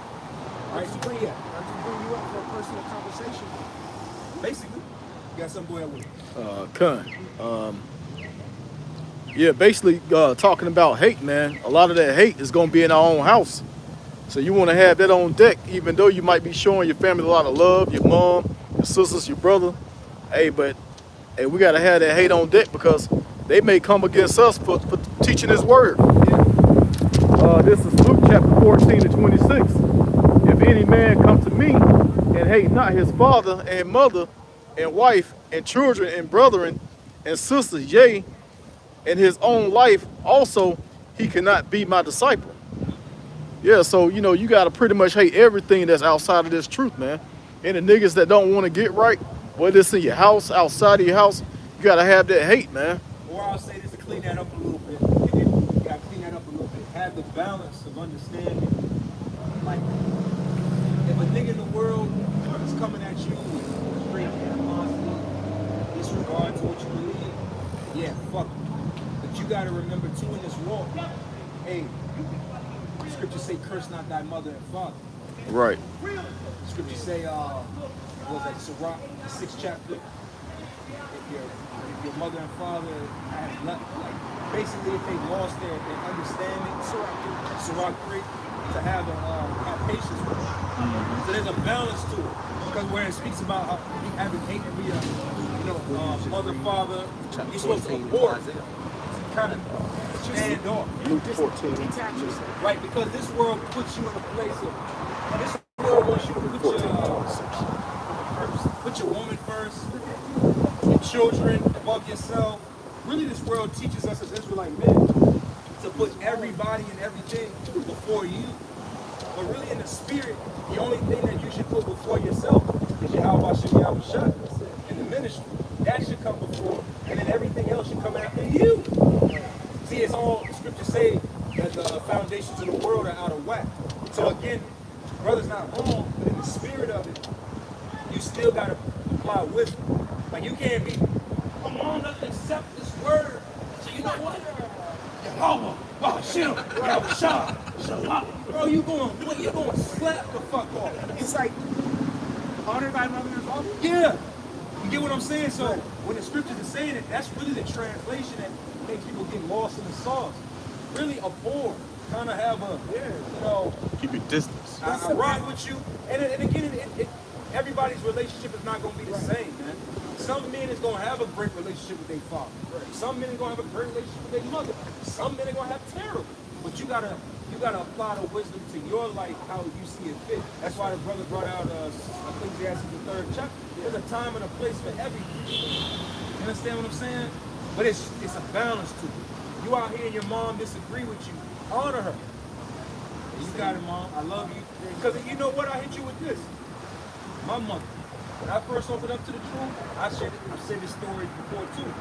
Bro, I told my mom about the truth around Thanksgiving several years ago. Mistake. I told her about the truth. Bro, I'm like, man, let's just not celebrate Thanksgiving. Let's do something different. Bro, you know my mom stopped calling me till like February. And we was in the same house. Damn. Yeah. I'm on the play. But fast forward, even till now. Now it's like I don't celebrate Christmas no more. I'm like, oh, Mom, remember I told you that? Like, man, it takes time. It's true. Everybody not gonna wake up at the same pace as you. To expect my mom to have the vision to see things, number one, she's a woman. Number two, she's not a prophet. So for her to get it that quick, the scripture said that he would give a quick understanding to those that are basically the men after the Mashiach Yahweh was shot. But some people you gotta, give them some time. Right. Can I bring this out? This is the word hate in Luke 14? Yeah, Luke 14. And its Greek is mesio, and if you go to the Strong's definition, it says to love less. So not necessarily hate them and gotta discuss or disdain them, but you gotta know that I can't be fully in. Let's dial it back. Yeah, to dial it back a little bit. Deal with them with a long spoon. You know how they say. Yeah, it's boundaries. Yeah. What did we just say a few minutes ago? There is no people on the planet Earth more loving than us. So the Lord is telling us in the spirit, man, just dial it down a little bit. Yeah. Just a little bit. That's all it is. You ever play that game where you have those cups? You have to fill the cups up with the right color? Yeah. That makes me think of that. It's like dial it down. Okay, just take a little less love from them and put it in my cup. Right. See what I'm saying? Because you'll have to. Yeah. Because it goes back into you can't serve two masters. Because either you'll hate the one and love the other. If you putting all your love and energy into your family, then what you gonna give to your house by Jimmy Shot? You're too tired. You're gonna be too tired. You be all burnt out. You fully engulfed in your family, your mom, your dad, and stuff. Because their opinion will start to influence your actions. So you gotta dial it back a little bit. I love you, but I'm gonna love you from a distance. The two walk together, That's 6 Corinthians 5. that's Can two walk together unless they be in agreement? Amos. I'm tripping. Amos 3 and 3. Unequally yoked. No, okay, that's correct. Corinthians 10. They ain't came out in a while. 6 Corinthians 6 and 14. Let's get that. That's a beautiful. I'm glad you brought that out. Because see, we've been so trained. See, we're coming from a place of being African Americans, Puerto Ricans, Dominicans, Haitians, and all of that. So we're under the curses. So all we know is hate. The truth had to teach us how to love. Yep. You didn't know how to love properly. I didn't know how to love my mother and father properly, or my wife, or my children, or anybody, brothers. You don't know. We're not taught these things. So you gotta, first of all, you gotta actually start with the love, and then realize, oh, this is how I'm supposed to love my mother and father. Yeah. Then you can dial it down a little bit. It's just exactly what, this is how you're supposed to hate. Yeah. So you gotta when you come in the truth, you gotta relearn everything. Yeah. Everything. You don't know how to hate correctly. That's what I'm saying. When you was in the world, what did you hate? What's some real shit? What was some things you hated? Asparagus? The fuck did you hate? Think about what I'm saying here. Waking up early? You really didn't even experience things to properly understand what it means to actually have hating it. No, we hate wickedness. Right. But we had to learn to love. We had to learn what it meant to love righteousness, and we had to learn what righteousness is, and then we had to learn to hate wickedness, and then we had to learn what wickedness is. We had to learn all of these components to finally be like, oh, this is the balance of it. The brother brought it out earlier, Psalm 119, I think 109 or 104. It says, "Do thy precepts, therefore I hate every false way." Oh, come on. We had to learn The false what, ways. the false ways, and we had to learn what actually to hate. You see what I'm saying? Right. So, But why would the scriptures would say? Why would the Lord tell us to honor thy mother and father and smite them not, curse them not? That's in the law. Right. Like the Lord is going, no, you know, I said that in the law, not to do this, but now you gotta hate they fucking guts. If you want to serve me, this is your test. Be wicked in this regard. Hate your mother, you gotta hate her. Call her a bitch. Wake up in the morning, nah. Bro, you will get smitten. The scriptures say that. The scriptures say you'll cut your days short behind it. Nah, it's a balance to everything. Got to be in balance, and really, the Lord is teaching us on how to actually truly love.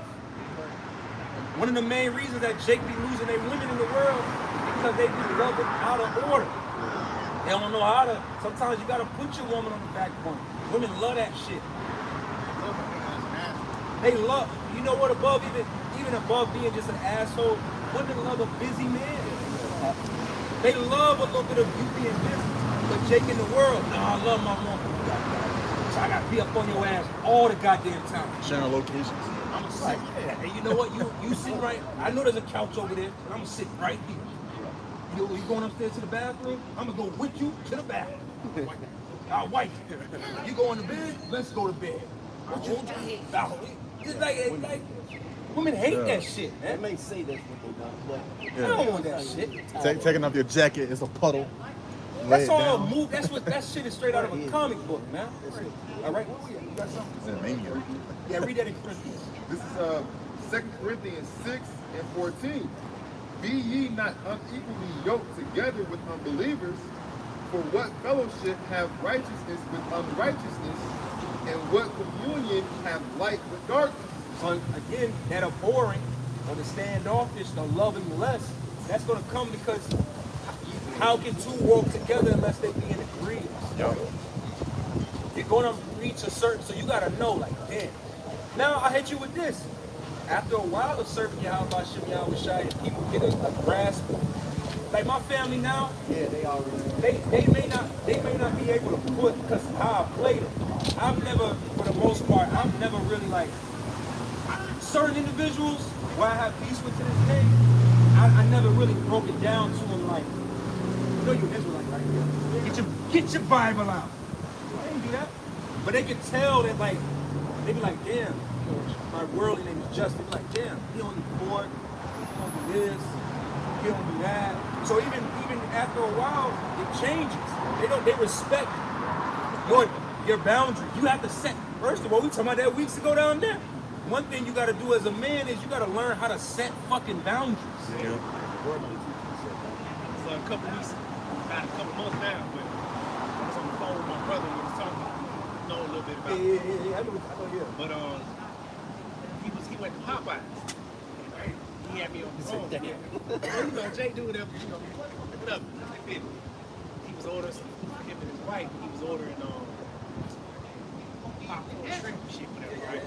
Yeah, and he kind of forgot.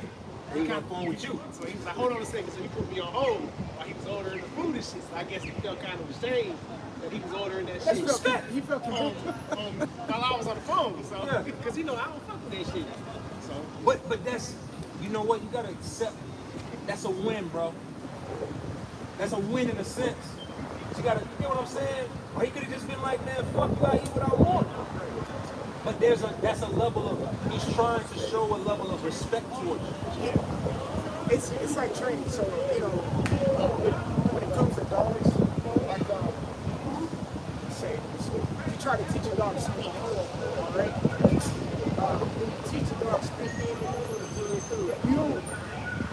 a lot of people will give it a treat with bark, spoon But in order to teach the dog speak, you be like speak, or try to get the command or whatever to make it. If it does like like something, treat it, because you did something. You know what I'm saying? And then eventually he'll ground. Okay, good. And then eventually it'll work. It's the same thing. Same thing. With people, it's like they eventually come around. The spirit that the Lord gave us is a spirit for us to be able to be teachers. It's a whole nother ball game. Teaching is also a form of gradualism too. Right. It's all part, it's different levels to it. Again, back to my mother. I was talking to my mother a few days ago. And like, again, when I first told my mother about the truth, it was like, she wasn't trying to hear it, you know? But now fast forward, she don't go to church on her own spirit. Then she was talking to me and she was like, well, hey, listen, I figured out, I think I told you, bro, she just got back to Egypt. So you know what I'm saying? So she's in her own like level of rebelling against this system. And it was kind of like, I know that Christianity is a lie, but I know God is real. So she's like, I don't know what his name is, but I just pray to God. And I said, you know what? I believe you right there. That's a good place. I could have, you know what? Maybe some brothers might have pushed it, might have put the gas on a little bit. You know what, Mom? The thing of the Lord is really Yahweh, Yahweh Shai, blah, blah, blah, all of that. Cool, but at that moment, I can accept you saying his name ain't Jesus, but I don't know his name. Because maybe the Lord got to take you through a little bit more to get you to the point of being a servant of Yahweh Shai. It takes time. Okay? Read that again, man. This is 2 Corinthians 6 and 14. Be ye not unequally yoked together with unbelievers. So you gotta make sure you gotta make sure that you strong enough to deal with unbelievers. A lot of times, bro, I be meditating on that too.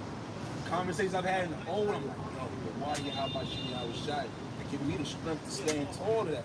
Because I've been in conversations with people in the world. They be like, man, what the hell are you talking about? I remember the first time when I first found out about the truth, and it was an uncle of mine. Like, he deacon in the church and shit. So I'm like, I'm just, trying to, bro, I might be weeks. You know what I'm saying? Like not even 6 months into knowing, let alone 6 weeks or 6 months into knowing and practicing. I'm still, you know what I'm saying? I'm just now learning. I'm in that learning phase. Like, hey, you heard that Esau, you heard that the white man and the Edomites in the Bible? I was like,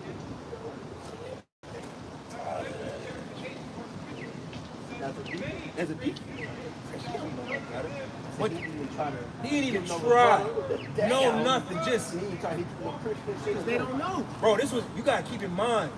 I'm not talking like this ain't 5 years ago when Christians are now inflamed and arguing. I'm talking like, bro, it's like 2009. This is gonna be a part of it. Yeah, like had no clue about, bro. It was a time where niggas had no. I remember when we used to come out here and had to literally. We don't gotta tell people that we the Israelites. People know about the Hebrews. Like now, all these niggas and Spanish, all of them know about Hebrew Israelites. That's why that guy in the car just now. But I'm still out here. I remember when we was going down to 5 Point, bro. We was literally having to like. Bro, we had to literally break it all. Like, no, we're not. Y'all Muslims? Oh. You guys see us reading from the Bible? Yeah, right. No, we had to literally like. We had to break down what a Hebrew Israelite was. I never heard of that. Right. Yep. You're right. What's this 12 I'm saying? You going with that? So now in 2 Corinthians 6 and 14. Be ye not unequally yoked together with unbelievers, for what fellowship has righteousness with unrighteousness? Yeah. And even so, like, when they said hate your mother, your father, your mother, your brother, your sister, even your own life. Because see, the spirit's that. One is somebody gonna submit to the other. It's just that simple. That's why you said earlier you can't serve two masters. somebody gonna submit. Whether you gonna submit to their ways or they gonna submit to your ways. So you gotta understand this. It's hopscotch when you're dealing with people in the world. You gotta be able to get in, get out. Okay. That's a way. That's it. It's Rock 13. It's 16. It says all flesh concerneth. It says concerneth according to kind. So it's very important not to be a fleshly guy. You know what I'm saying? Because if you're a fleshly guy, you're going to be with other men that are fleshly as well. You know, but the point it says here, it says a man will cleave to his like. Right? So if we're around the brotherhood, we're spiritual, hey, we're going to be around those men that are spiritual. Yeah. Right? That's what the brother said. Shit, if somebody's going to take, somebody's going to overtake somebody. Shit, if you've been given to your flesh too much, you're going to give over to that. But if you're given to the spirit much, hey, you're going to give the spirit with that. Right? It says verse 17, what fellowship has the wood with the lamb?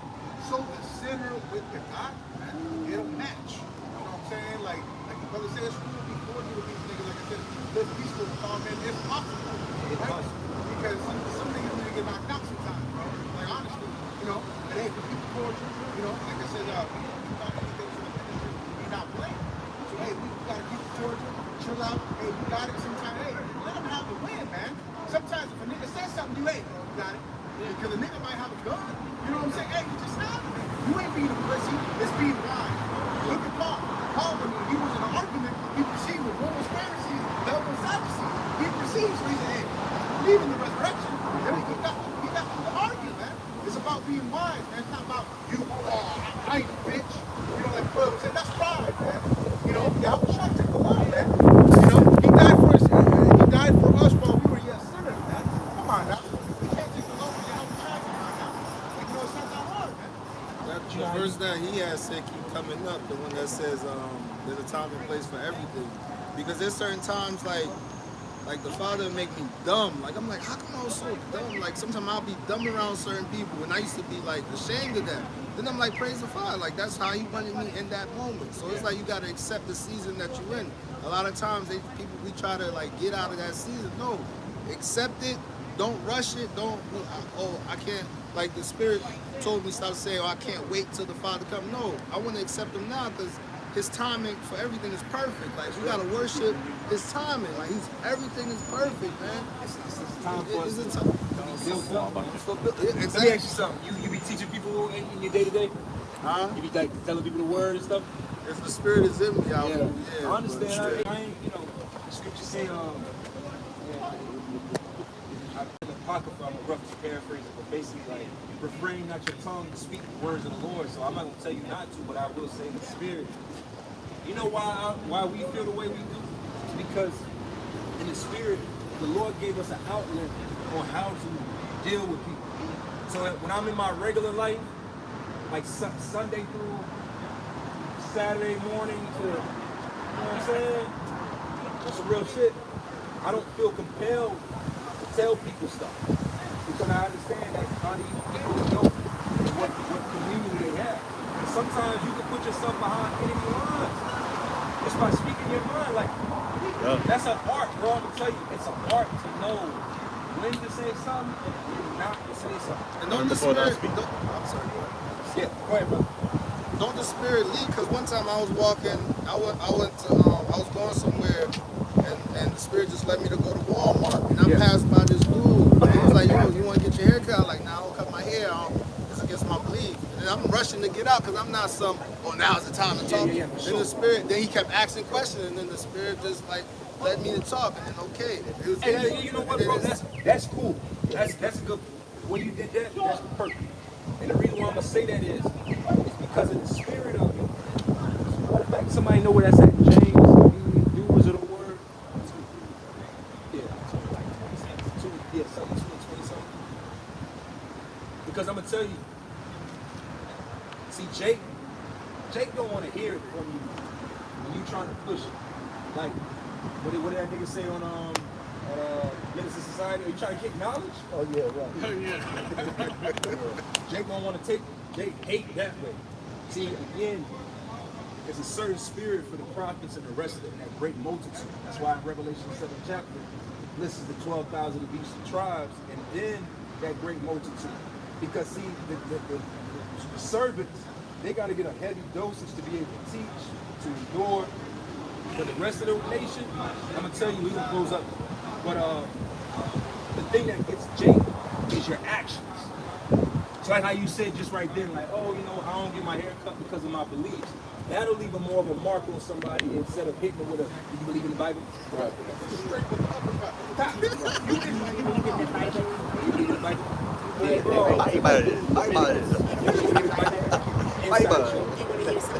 You hear something cool? You believe in the Bible? Bro, Jake ain't trying to hear that shit. You got that in, everybody got that in James? Go ahead, when we gonna close up, we got you. James 1:23, 22, it says, be ye doers of the word, and not hearers only, deceiving your own selves. For if any be a hearer of the word and not a doer, he is like unto a man beholding his natural face in a glass. Yeah, see, so you gotta be, when you're doing this, there's an energy that comes with it where it's like the scripture said, cast not thy pearl unto the swine. So when you're in that spirit, it keeps you out of a lot of trouble. So I'm just saying that in the spirit to you, you're not wrong. Like I say, trust me, when the spirit compels you to say it, do something. But at the same time, you evolve and you'll realize it's power in being quiet. Yeah. It's power in silence. It's power in people watching. See, people watch us. People watch us. Like I said, my family, they be like, damn, you don't eat certain foods, celebrate. What is this guy up to? That's enough. That enough separates me from the pack for them to be inquisitive, that if so happen the spirit jump on in and ask a question. I got you. I'm not going to withhold the answer, but I'm beyond, bro, I'm way beyond that. I'm not volunteering. I'm not, man, I never show your whole hand, man. You understand? Especially on your jobs. You're on a job and your family. Sometimes you just gotta keep it a secret. It's a treasure. It's a treasure, all right? Even with other Israelites, because like I bumped into other Israelites and they were teaching bro. like I would feel like my spirit, I'm like, wow, I feel like that towards them, and the Father just let me realize, like, just don't leave it, just leave it alone. Because Please, go ahead. Go ahead.